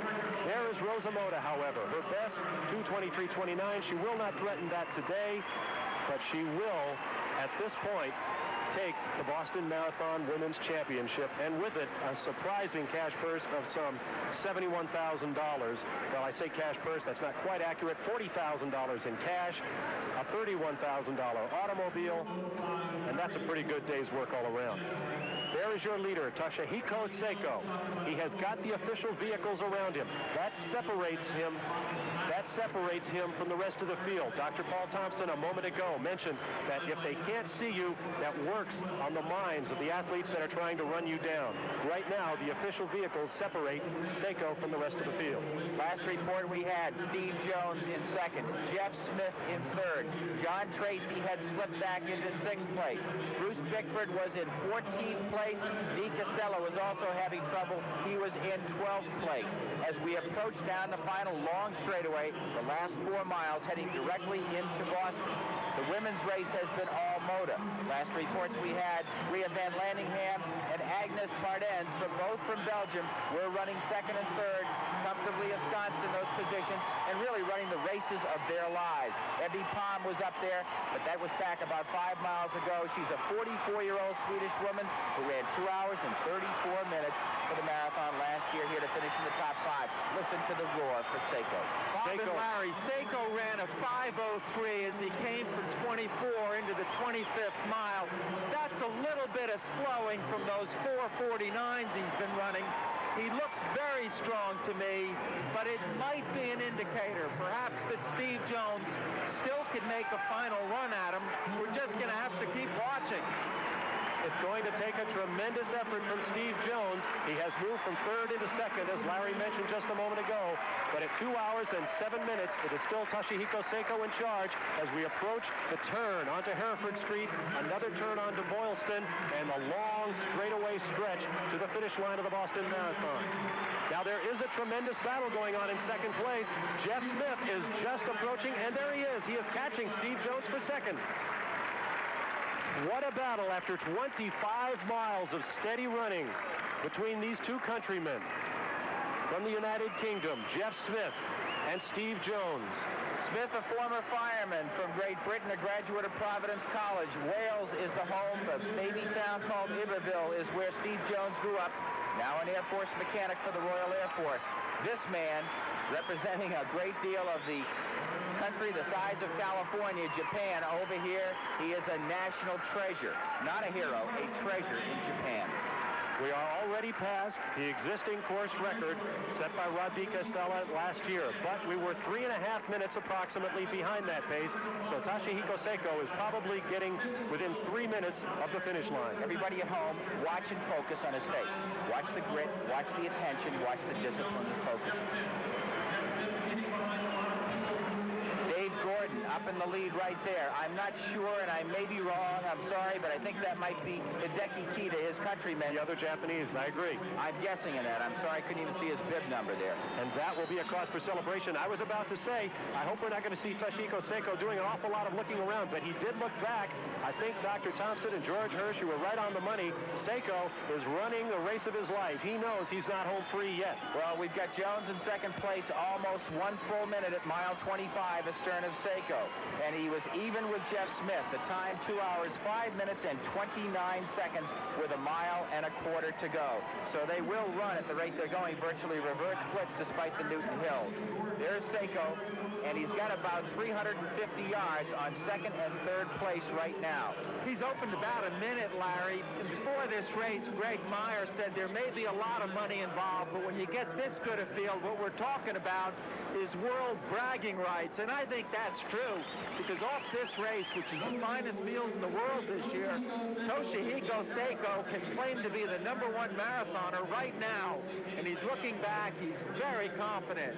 He's got about 1 minute now. He's been opening on Smith and Jones, who are vying for second and third. And, of course, he's only lost 1 marathon. That was in the Olympics in '84, since he lost and came in second here in Boston way back in 1979 to Bill Rogers. George, to give our viewers and Jim an idea of what we're talking about as they head down the straightaway, last year among the top 8 marathoners in the world, only 2 of them faced each other. And here we have the number 1, 2, and 4 in the world last year, plus the Olympic silver medalist, and plus Seiko, all coming in to face each other here in Boston. It's really a race that is rarely ever run these days with so many quality marathons to choose from. Larry and Bob, you see Seiko when he kept turning around and looking behind him just to double check, and I think maybe what was happening with a tremendous battle going on for second and third and the applause of the crowd 8 and 10 deep along the road, maybe the applause started to confuse him a little bit. Hey, Jimmy, I tell you what, I think that's a for good $71,000, I'd turn around and check too. If we could widen that shot out, we might be able to see when his pursuers turn the corner behind him. There, watch for the guys to come around the corner next. The important thing, I think, also on top of everything else in this race, is that in that big race that you talked about, Larry, with all the big stars there, so we didn't run the record. As you see, second and third and fourth place pull around the corner behind. Toshihiko Seiko will come out of this race and say, okay, guys, we all put it on the line. I showed that as the Olympic season truly opens, with a year or so to go, I know how to analyze a race. It's not always to the swiftest. It is often to the smartest and the strongest and the runner who makes the right move at the right time.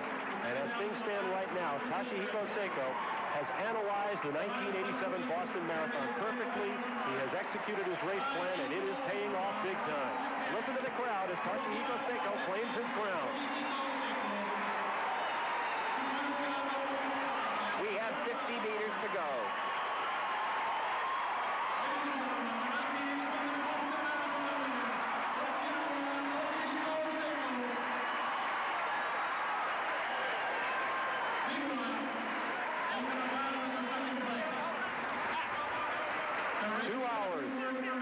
Minutes, 48 seconds unofficially, Toshihiko Seiko has won his second Boston Marathon. Now let's watch for the battle for second and third place. There it is, Steve Jones in the intramural battle between a Welshman and an Englishman. Steve Jones looking back. Smith has conceded it. See the cheeks puffing. Jeff Smith has given it everything he's got. As Toshihiko Seiko claims the prize, Steve Jones makes his way in. Smith, a happy man, a good race. He takes third. Steve Jones takes second. A fine performance. It'll rank well worldwide. Jeff Smith is back, and I'm sure he feels good beating many world-class competitors. A $20,000 effort by Steve Jones, a $5,000 sprint to the finish, because that's the difference between second and Jeff Smith in third. Here is Rosa Mota, 2:12:58, approaching 2 hours, 13 minutes into the race. She continues to lead. She has yet to make the turn onto Hereford Street. There goes the 24-mile mark. We'll be back to watch Rosa Mota finish after this.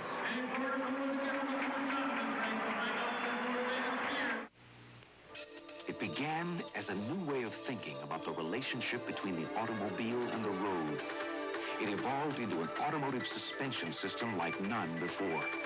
The Mercedes-Benz multi-link independent rear suspension system.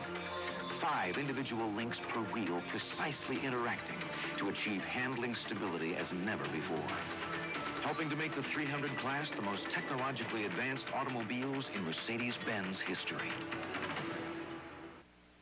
It was a quiet night until the party animal came to town. There's a super party animal. His name is Bud McKenzie. A red hot nut and a cold Bud Light puts him in a party frenzy. He's Bud McKenzie, Bud Light's original party animal. Oh, yeah.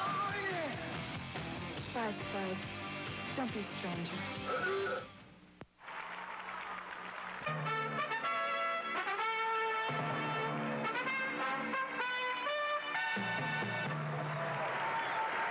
2 hours, 14 minutes, 30 seconds into the Boston Marathon. There is your women's leader, Rosa Mota. Toshihiko Seiko is already home with his garland in an unofficial time of 2 hours, 11 minutes, 48 seconds. Now the crowd's attention will turn to this woman, Rosa Mota from Portugal. Portugal is taking this feat. They'll be seeing this show on a delayed basis, but she has less than 2 miles to go to try and claim her crown here. Her first time ever running the Boston Marathon. 99 pounds, has never looked more powerful on a starting line. 5'1", that's what she weighs, and that's her strength. 1982, the first year she ever ran a marathon, she ran 2 hours, 36 minutes, a 6-minute mile pace. The first time she ever tackled a difficult course in hot weather conditions, and she became a European champion. She lives in a small town of Oporto, which is just up the coast of Lisbon, and it's right on the coastline where she trains along the beach. Toshihiko Seiko, as I said, is in the interview area. Alan Massingale is making his way to Seiko now, and we'll be chatting with the winner of the 1987 marathon, Toshihiko Seiko, in just a moment. All right, we have word that Seiko is there, that Alan Massingale is there. Let's go down to the finish area now to Alan Massingale with the winner, Toshihiko Seiko. We are here with Toshihiko Seiko, who ran a brilliant race today, and our interpreter is Chika, and she will be asking the questions for us. First of all, his reaction to winning the 1987 Boston Marathon.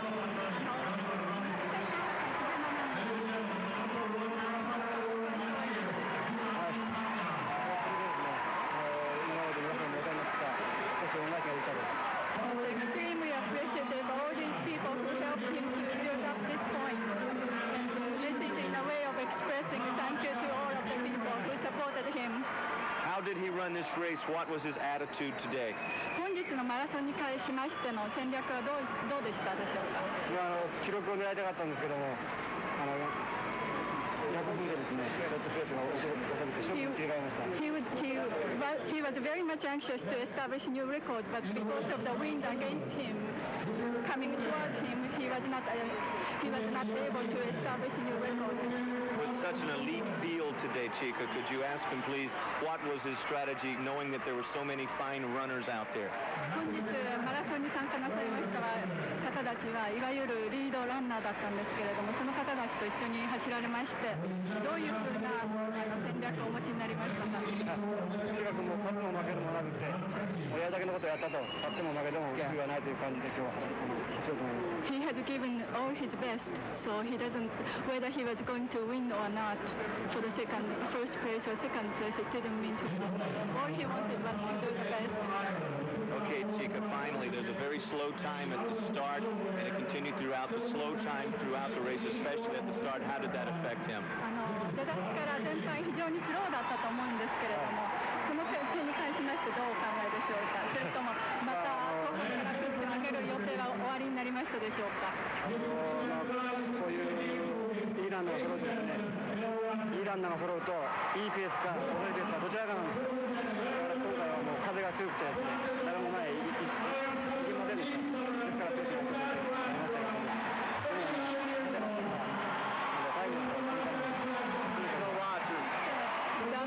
Usually when he runs with all these top runners, so-called star runners, the top runners, it is very challenging. But because of the wind situation, he believes that the rest of the people are feeling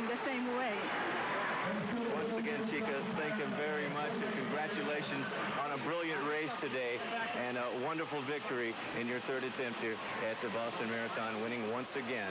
Okay, let's go back upstairs for more race coverage as more races begin to come in.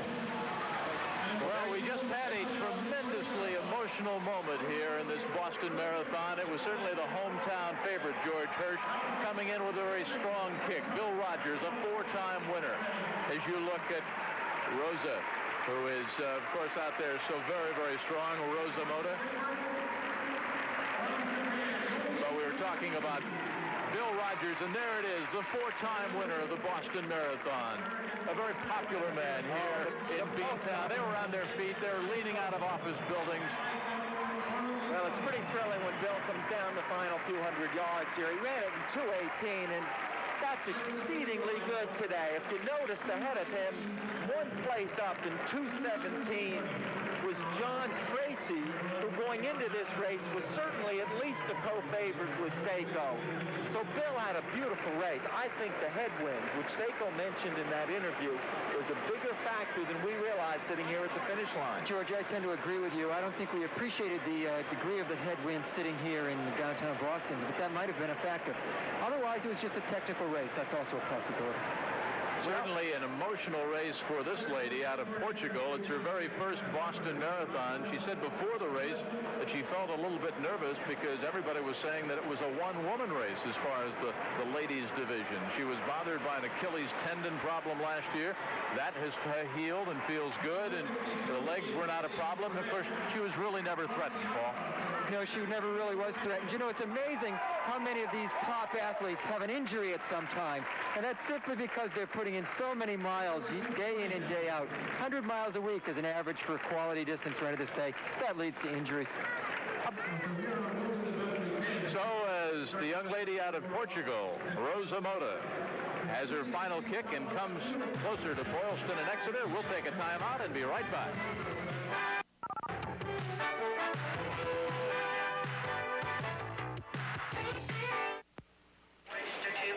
How smart a shopper are you? Be honest. How do you know which TV to buy, which microwave, which refrigerator, when you're faced with all the different models and different prices? I find this very confusing to shop. Very frustrating. Confusing. I know nothing about stereos that I'm supposed to buy today. Cut through the confusion before you go shopping. Call this toll-free number for Consumer Reports 1987 Buying Guide issue. It's yours free with your paid subscription to Consumer Reports, the magazine smart consumers turn to, whether they're shopping for a new car or a new phone. I wish I'd have had this before I bought one of my other phones, because I wouldn't have bought it. Call to get 12 monthly issues, including our latest product reports and the year-end buying guide issue when published, plus the 1987 buying guide issue and the medicine show, free with your paid subscription, all for just $16. It's one of the very few objective sources of information you can get. Call 1-800-544-1000.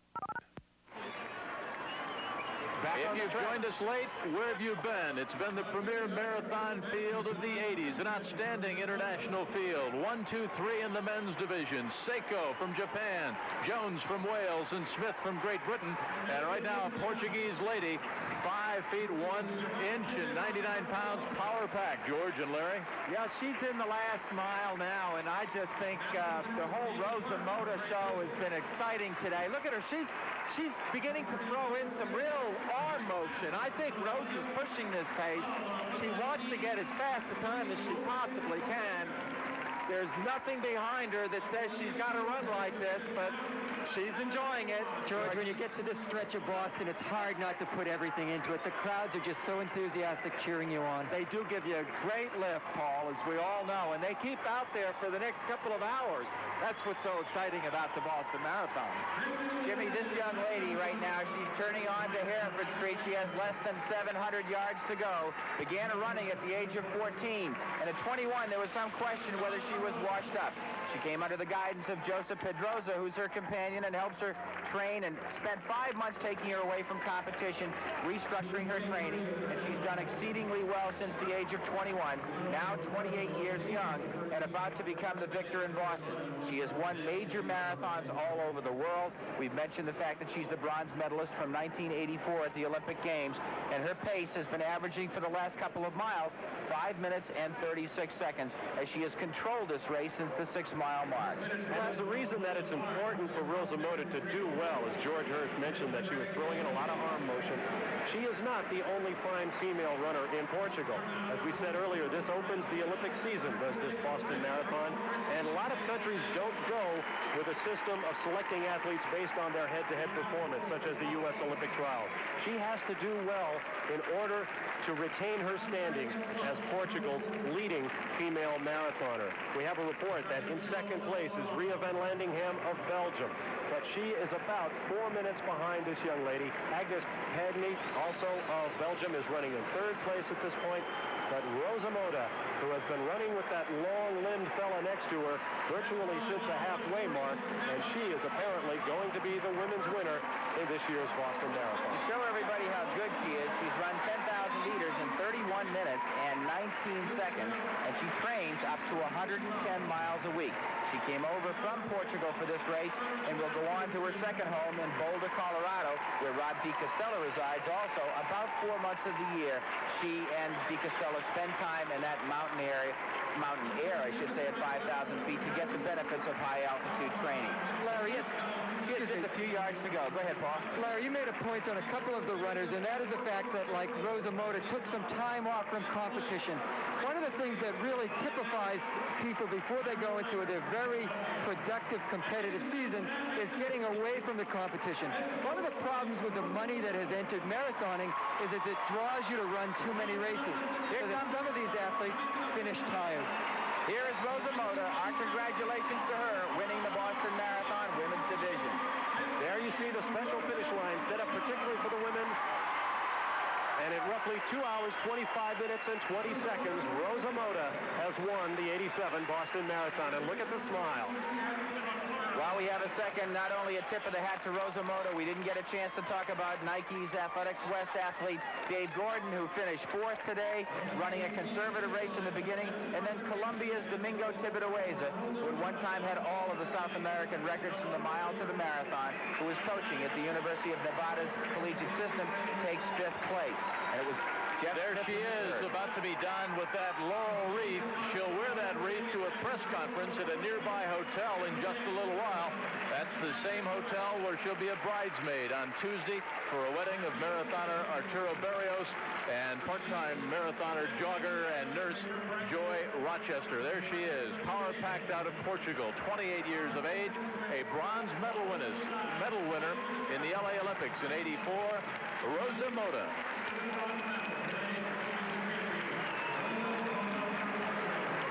Very emotional and proud moment. As we pointed out, George, it's her very first Boston Marathon. She sure doesn't look like she went through an awful lot of toil either. I think she just looks absolutely fabulous. Look at her. She's got a little spring in her step and breaks into a little victory jog. She's ready for a victory lap. She really is. And speaking of victories, there are 2 other victories to be commemorated here this afternoon. The men's and ladies wheelchair division. Alan Massengale has both winners. The wheelchair winners, Candace Cable-Brooks of California, Andre Vigier of Canada, 2 legends and wheelchair athletes. First of all, Andre Vigier, this is your 3rd time. Congratulations. 3 times. And how was it out there today, the conditions? You were a little bit slower than normal. Yes, because we got the headwind all the way. And also, sometimes the rain coming a little bit and it stopped. And for us, on the end rim, when the end rim is wet, it's slippery. Candace, you talked about a scary start earlier when we talked to you. That's right. Someone went down behind me and ran into me and knocked me out of my chair. And fortunately, I was able to pull my tire back on. It took about 7 or 8 minutes and get my composure and get back in the race. Candace, you won it 5 times. Andre, you won it 3 times. How many more, when I ask each of you, do you need to win here? You've proven yourself over and over. Well, I never have gotten a good time at Boston, so I'm going to win as many as I can to get a good time. How about you, Andre? I did a good time last year, 1:43, 1:25, but it's been impossible to do the same this year. But I will come back next year. Okay, 2 of the world's greatest athletes, and certainly very fine showings today under adverse conditions, including almost a collision at the start. It was a collision, and some problems there. Let's go back upstairs for more race coverage right now. We'll be back to talk to the ladies' winner in just a moment. Well, they both get a little congratulatory kiss from our ladies champion, Rosa Mota, who makes her way down there, Alan Massengale. We've got lots more straight ahead. We'll all be back, so please stay with us. I don't know. You can't drive at night anymore. Did you know that? Mom told me that. I mean, that's really nothing. I know. Maybe 5 years, 7 years from now, what happens then? He won't ask us. Even if he needs our help, he won't ask us. So we gotta do something. We're the ones, you know.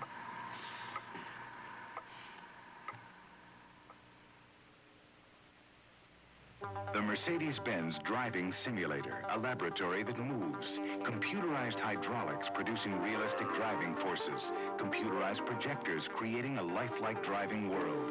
Allowing engineers to analyze the responses of ordinary drivers in extraordinary moments. Duplicating any driving situation in total safety.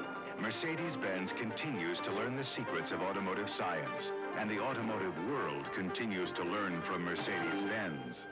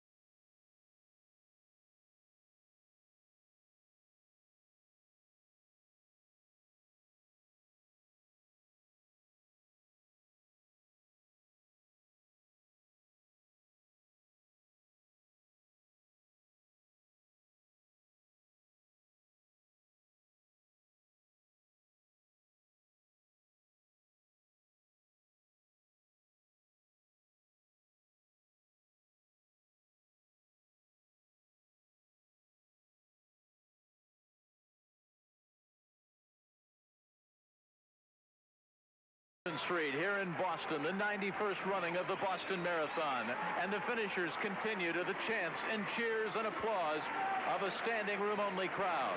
Our ladies champion, Rosa Mota, is with Alan Massengale. Rosa Mota looking very resplendent, and your laurel wreath and your roses, feeling very good. This has to be your finest moment in your career. Yes, of course, because I win the marathon, and it's a big race involved, and I am happy. Let's talk about when you came in today. You knew that this was your race to win or lose. How did that affect your attitude coming in? It's 26 miles to run. You can lose, you can win. I try to run as fast as I can, and I win. I am happy. From a pride standpoint, you have to feel like you have established your name certainly in the limelight among the world's top lady runners. Yes, I feel good. You look good. What was your particular strategy out there? Any problems at all during the race, knowing that you were all alone out front? No, I start slow and I feel good. I run a little bit faster. And after the 30K, I try to run fast. Some of the runners mentioned the headwind. That was a big factor. Did that concern you, that you may slow you down, take too much out of you to begin with? Yes, because I think I am small, and the wind, front wind, kill me. I don't like front wind. Okay. This is Rosa Mota at the finish line, feeling very good about her Boston Marathon victory. Let's go back upstairs for more race coverage, and we'll be back to talk some more in just a moment. Still plenty of kick left at the finish line, and a big, broad smile for 28-year-old Rosa Mota out of Portugal. Again, the bronze medal winner in the 84 Olympics. 5'1" and 3/4 inches, 99 pounds as the finishers here at Boston. And this is a scene and an emotion that will continue, George Hurst, for hours as you look at the official men's results.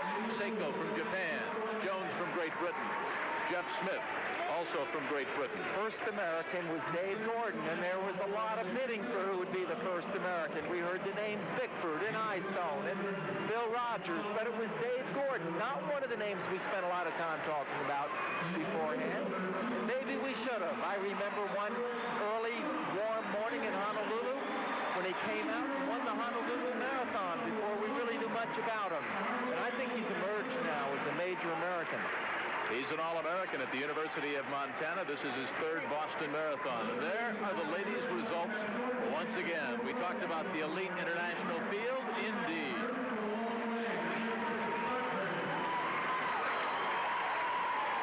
Lots more coming up from the 91st running of the Boston Marathon. It was rainy and raw when it started. Smiles and sun right now on those faces.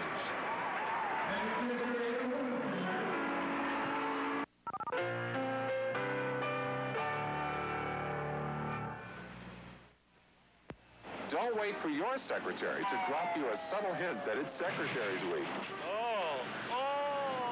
She'll be thrilled you remembered her with a gift from your FTD florist, like this beautiful letterbox bouquet. Just call your FTD florist. ESPN sets a fast pace in May. There's live coverage of the Indy 500 time trials and the pre-Kentucky Derby races from Churchill Downs, plus 2 Formula One Grand Prix and plenty of NASCAR thrills. May delivers the NHL shootout for the Stanley Cup Championship and live Grand Slam suspense from the French Open. May means home run heroes at the College World Series and pressure putts at the PGA Tour Memorial Tournament. It's the hottest May ever on ESPN. The competition is intense.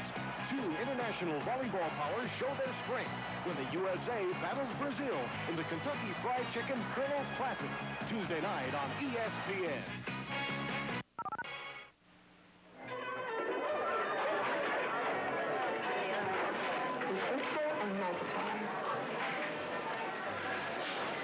You know, apart from the fact that we love each other and we know we can live together, it makes sense from a financial point also. Is that how you see it? No, it's just that along with everything else, there's that as well. I don't know. You make it sound like a merger or something. All I meant is that we wouldn't need 2 cars, 2 apartments, 2 of everything. That's all I meant. Let's just forget that. The important thing is that we love each other.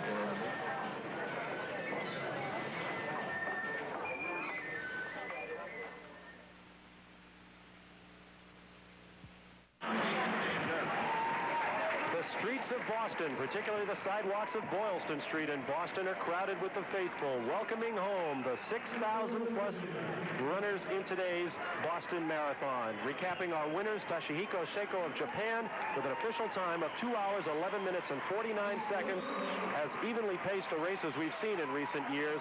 1 hour, 5 minutes, and 49 seconds going out, 1 hour, 5 minutes even coming back. In the ladies division, Rosa Mota of Portugal, her official time, 2 hours, 25 minutes, and 21 seconds. She grabbed the race early on and managed to hold the lead from there. Our women's wheelchair winner, Candace Cable-Brooks.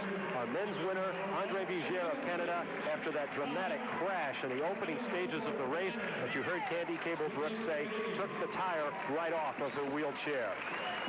Alan Massingale is standing by now. Let's go to him in the interview area. Okay, we are with Agnes Bardens, who finished second out there, and you knew that there was going to be a chase all day long, trying to catch up with Rosa all day long. What was your attitude coming in, trying to prove that you could keep with her? I don't understand. Speaking to... Okay, what I want to ask you is your attitude coming into the race today, knowing that Rosa was so strong. Yes, I know it, but I'm here just for running a good time, and I got it now. So you're happy about that, just running the good time? Yes, and I'm happy to that I've been second. Talk about the field out there today, the conditions for the race today. How did it affect you, the ladies on the course? Very, very good. Yes. Very cool conditions and a very good finish for Agnes Bardens. She's very happy just to make a name for herself in the 1987 Boston Marathon, finishing second, even though Rosa Mota was the story for the ladies. Let's go back to more race coverage now. All right, Alan, thank you very much. Back up on the tower, we have been joined by Dave D'Alessandro, who is the Senior Vice President and Director of Communications for the John Hancock Company. Certainly broad smiles, I would think, all over the Hancock building, Dave, with having assembled the premier marathon field of the year. Oh, no question. I think we were very, very pleased that it came out the way it did, particularly with Seiko coming as pretty much a last-minute entry. He only came in a couple of weeks ago. Have to be very pleased with the press that you've gotten all across the country for the field that's been assembled here, the elite international field. Well, I think that's what Boston's become over the years. It's really an international race. And already we're talking about next year and what's going to happen next year, and we're hoping that it's going to be the Olympic trials for a number of countries.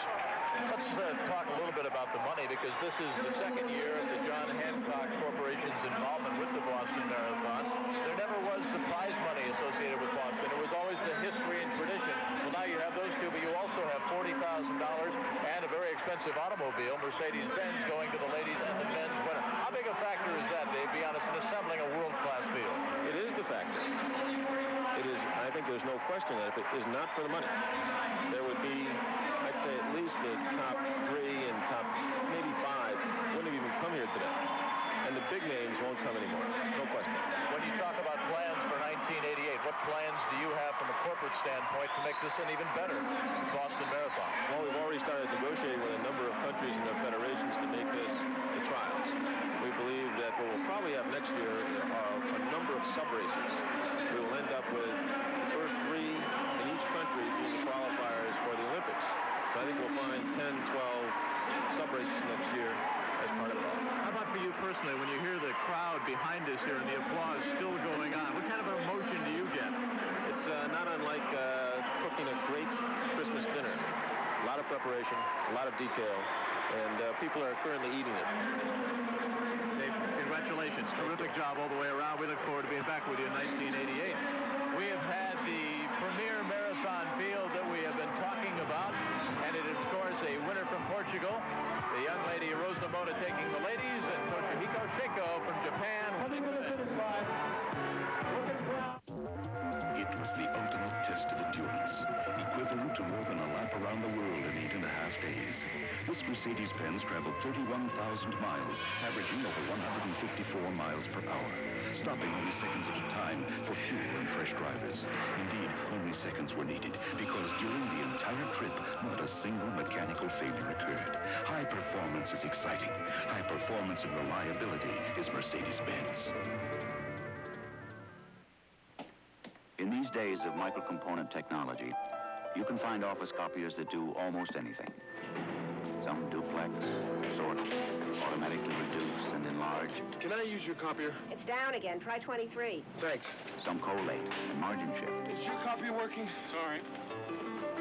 Terrific. But at Ricoh, we found that the most popular feature our copiers deliver is that our copiers deliver.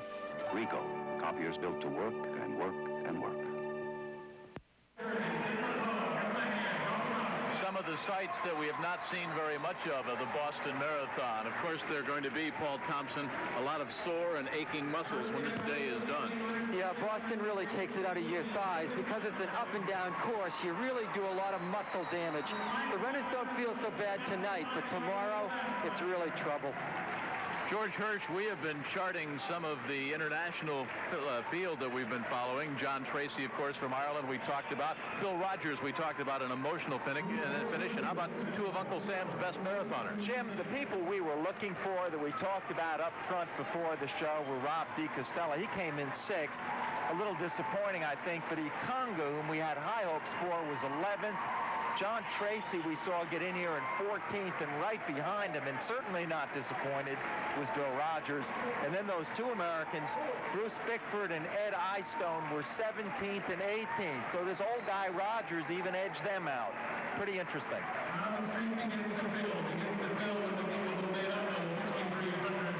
We talk about the Boston Marathon. We had the NHL Marathon the other night as ESPN's live exclusive coverage of the National Hockey League took you to 4 overtimes between the Islanders and the Capitals. Finally, the Islanders pulled it out. Tonight, Game 1, Campbell Conference semifinals, the Nordiques of Quebec and the Flying Frenchmen of Montreal, the Canadiens, at 7:30 Eastern Time. That's a civil war up in Canada. You'll see it on the ice tonight live at 7:30 Eastern Time.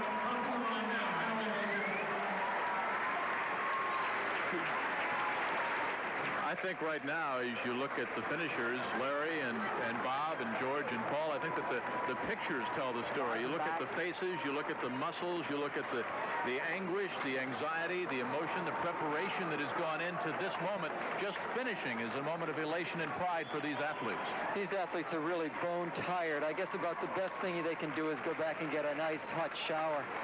You shouldn't run another marathon for at least 28 days or so. The real smart runners won't go to another marathon for 6 months or so. Really give your body a chance to recover. Paul, I was about to say the same thing. How about 28 weeks instead of 28 days? Well, you figure a day off for every hard mile you've run in a race, but I think that's really a minimum. You got to do a lot more, especially if you ran a quality effort. But generally, most runners think one day off from hard training and from racing, certainly, for every day of for every mile of the race. We have the first 5 finishers here. It was Ria van Landingham from Belgium in second. Agnes Pardens finished third that we interviewed. Odette Lapierre from Quebec, Canada, considered one of the top favorites here behind Mota, took fourth. And Sinikka Kiskatalo, who was fifth last year, repeated that exact same position, taking fifth, coming here to compete from Finland. Larry, I think I just saw Lisa Larson-Weidenbach finish in about 2:42, and of course she was our winner here 2 years ago. We knew she was not in top condition, and she's working her way back up, and I'd say 2:42 is probably making her feel pretty good about things. Well, the legend of the Boston course is that everybody pays the price, and on some days, even the world's best are going to get away a little rougher, perhaps, than their colleagues who go up and win the race and win the headlines and win the money in the cars.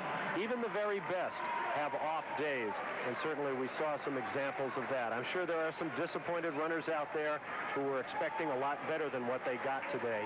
But there is always the fact that they have completed the marathon, that they have beaten Boston, if you will, despite the beatings that they might have taken themselves. And that is certainly a very large story in the minds of the people we're watching right now. These are the men and women who had to qualify to get into this race. They weren't invited. They had to pay their airfare, pay for their hotels, stay with friends, sleep on floors, just to be at Boston. The men under 40 years of age had to run a marathon under 3 hours. There's our friend in the wheelchair. I meant to get back to him. That is Dick Hoyt out of Westfield, Massachusetts. He and his paraplegic son, Rick, in the wheelchair there, are competing in their 7th Boston Marathon. We saw Bill Rogers say a few words to him, words of encouragement, way back around the 10-mile mark in Natick. They, too, have finished Boston. And when you look at all these top people, Bob, let me mention, if you're under 40 years of age, within the past year, you had to run a marathon under 3 hours. Women under 3.5 hours. Men 40 to 49, women to 40 and 49. 3 hours and 10 minutes and 3:40 for women. 50 to 59 to compete among these people you're seeing. 3 hours and 20 minutes for men. 3 hours and 50 minutes for the women. 60 and over, 3.5 for men, and 4 hours for women is the qualifying standards. In this, the only marathon in the world that you need to qualify to get into. And some of them will take longer than that today, I guarantee.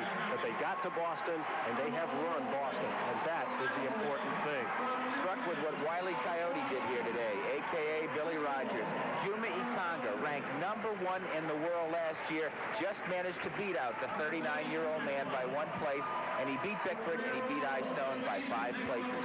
And Bill Rogers is 39 years old. He will come back next year at age 40. He already holds 30 age group records. A whole new vista is opening up for him. We'll be right back.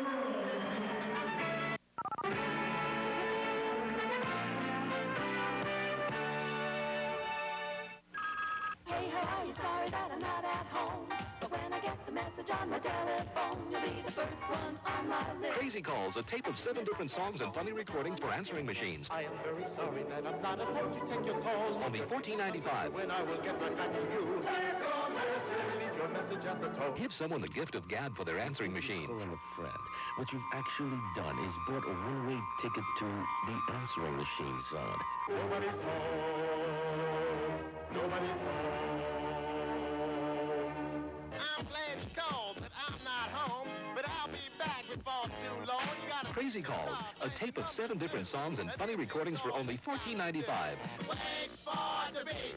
You gotta leave your name. You gotta leave your number. To order? Wait for the beat. Call 1-800-544-1000. When I get Call 1-800-544-1000. I drove that car last weekend. The big Mercedes? The S-Class. What'd you think? I think you have to sit in that big leather seat, put Mozart, maybe Beethoven on the stereo, then go out and drive in tight rush hour traffic, up some back mountain road, all night in a rainstorm, and then you'll know what I think. Which is, I think just maybe I drove the perfect car, or as close to it as anybody's ever come.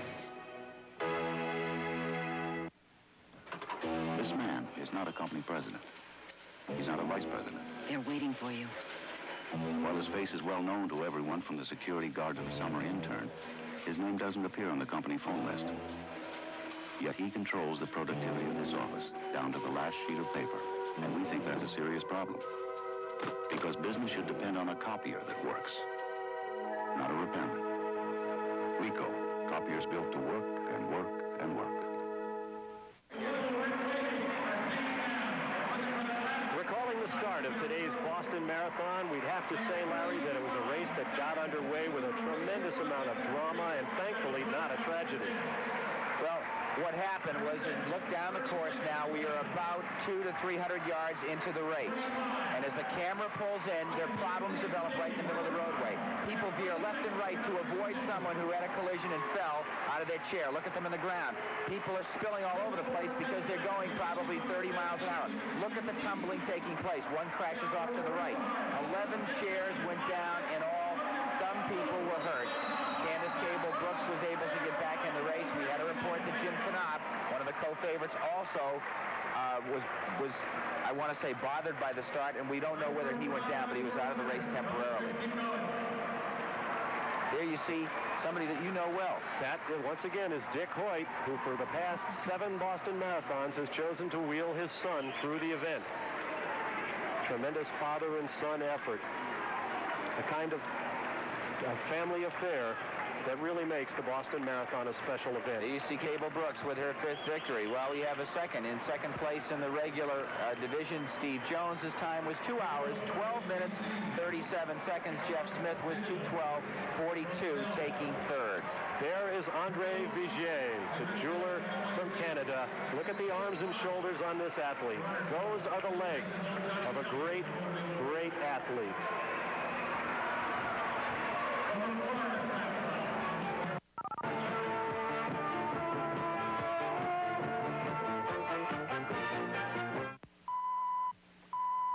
Look fast, because the hands on this watch are about to disappear. Now, look again, and they're back. Why do these hands disappear? Because they're not really hands at all. They're actually electronic pulses of light. Introducing the amazing laser beam wristwatch. Destined to become a legend in its own time, we believe it will soon be one of the most sought-after watches in history. However, as part of a special publicity campaign, we will send you one of these amazing new laser beam luxury watches. Not for the hundreds of dollars you might expect, but for only $10. But to get your amazing laser beam wristwatch for only $10, you must act now. If you call within the next 30 minutes, you can order a second laser beam watch for only $5, just half price. To order, call 1-800-352-5300. That's 1-800-352-5300. Well, Joan Benoit said it was really a one-woman race, the ladies' division, and that was, of course, the favorite, the overwhelming favorite, Rosa Mota, 28 years of age, out of Portugal.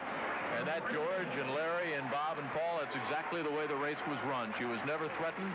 A nice, easy race for her first Boston Marathon victory and her very first Boston appearance. I think it was a premier performance. 2 hours and 25 minutes and 20 seconds. When you're 99 pounds and you've got to run into a headwind, that says a heck of a lot. Paul, what about body size? I mean, Rosa is only just barely over 5 feet, just under 100 pounds. How important would that be to being an excellent marathoner? Well, it helps a lot to be very lean in running the marathon. You don't have to carry any excess weight. Think of your car being loaded down with excess weight. Makes it more difficult to get up the hills of Boston. In the car, it makes it more difficult when you're heavy in the running as well. There you see the results in the women's classification of the marathon this year. Rosa Mota, Portugal, a great day for Belgium with Agnes Pardens and Ria van Landegem coming in second and third. Canada coming in fourth and Odette Lapierre, and the finish runners fifth. There is Rosa Mota. Lisa Weidenbach finished 10th. He was the winner in 1985, an American who lives here in Massachusetts, originally from Battle Creek, Michigan.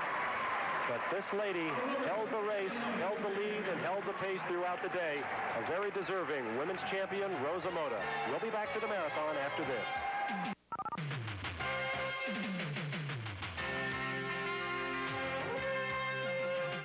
Don't wait for your secretary to drop you a subtle hint that it's Secretary's Week.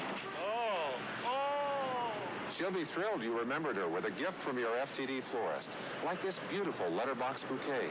Just call your FTD florist. Billy Martin may be back in Yankee pinstripe. The latest news. Oklahoma and Nebraska are tied at 21 with a minute remaining. Scores updated every 5 minutes. Jack Nicklaus has just won the Masters. The biggest stories, the fastest scores, just a phone call away all day, every day. ESPN Dial Sports, 1-900-976-1313. The numbers for scores, headlines, and ESPN program information. ESPN Dial Sports, 1-900-976-1313.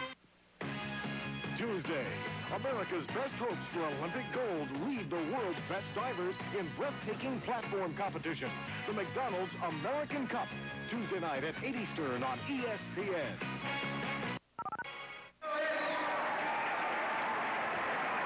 They're still coming in, and they're still smiling. They're kicking strong, and this will go on for another hour or so. George, and you made a good point a few seconds ago. We were talking about some of the people obviously coming in now are some of the nameless, faceless people that started well behind the elite field, the international field, the seeded field that was way up in front, the ones that will wear the laurel wreaths and get all the ink in the press. But really, everybody who competes here is a winner. Well, and these people are winners in many ways, and they're darn good athletes. They're running 6-minute and 45-second pace, and these are people who work full-time. They're not professional athletes. They're accountants, they're lawyers, they're doctors and nurses. And look at them. This really is something extraordinary. They fit that mileage in early in the morning, late at night, maybe on a lunch break.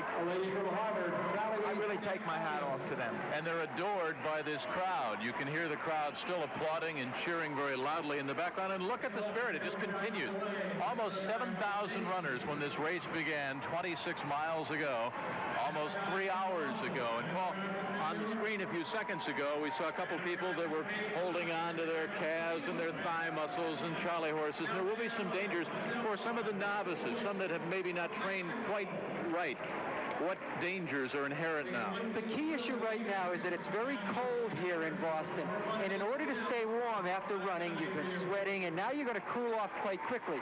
They'll start to shiver. And starting that shivering, they can pull muscle. They can damage muscle tissue that's already been used very vigorously during the race. So they've really got to watch out. They've got to get to a warm place pretty soon. There'll be a lot of activity down there in that medical tent because these people are going to be dehydrated, and some of them are going to be in quite a bit of trouble. Well, we talked about our elite international field. Let's question both of our experts now. Larry Rawson, who'll be joining us in just a second, and George Hirsch, the publisher of Runner's World magazine, what the elite international field is doing to the United States in the marathon program here. What has to happen to get the Americans back to where we were with, say, a Frank Shorter? Well, I think from the Shorter Rogers days, things have changed a lot, and we're going to have athletes that are going to go back and train like Toshihiko Seiko, and that means living a little bit like a monk. You can't get on the road and run a road race for $5,000 or $6,000 every weekend, do all the promotion that's attendant to it, and expect that you're going to be able to perform along with a Seiko. It just can't happen. Did the running program get a little bit off stride in that you can prepare either for a marathon or for the Olympics, but it's very difficult to prepare for both? Yes, I think that's true. And then again, you do get even an American who makes the choices, and that was Joan Benoit. She's not going to go out there and run every weekend, no matter what the money is. She sets her sights on certain races. She's the world's best. Well, we talked about the international field. We have talked about the men's racing. The two prominent Americans, of course, were Bruce Bickford and Ed Eyestone. But what about about the ladies program, George? We've not really had a very strong ladies marathoner since Joni Benoit, and she'll be back after the baby, after that right leg heals a little bit. But you just don't know, like Alberto Salazar, if they can come back completely from such an injury. Well, I would think that Joni can come back, and there's some interesting experiences here. Ingrid Christensen, after she had her baby, or even Evelyn Ashford, the sprinter, after she had her baby, came back and set world records. They were stronger than they ever did. So I think Joni's got that in her mind. Bob Varsha and Larry Rawson down at the finish line, which is where they began the day, and you can see the runners still coming down. So for Bob Varsha, Larry Rawson, George Hirsch, and Paul Thompson, I'm Jim Kelly. So long from the 91st running of the Boston Marathon. The 91st running of the Boston Marathon, brought to you by Ricoh Corporation, proud sponsor of the Boston Marathon. By Nike. And by John Hancock, sponsor of the 1987 Boston Marathon.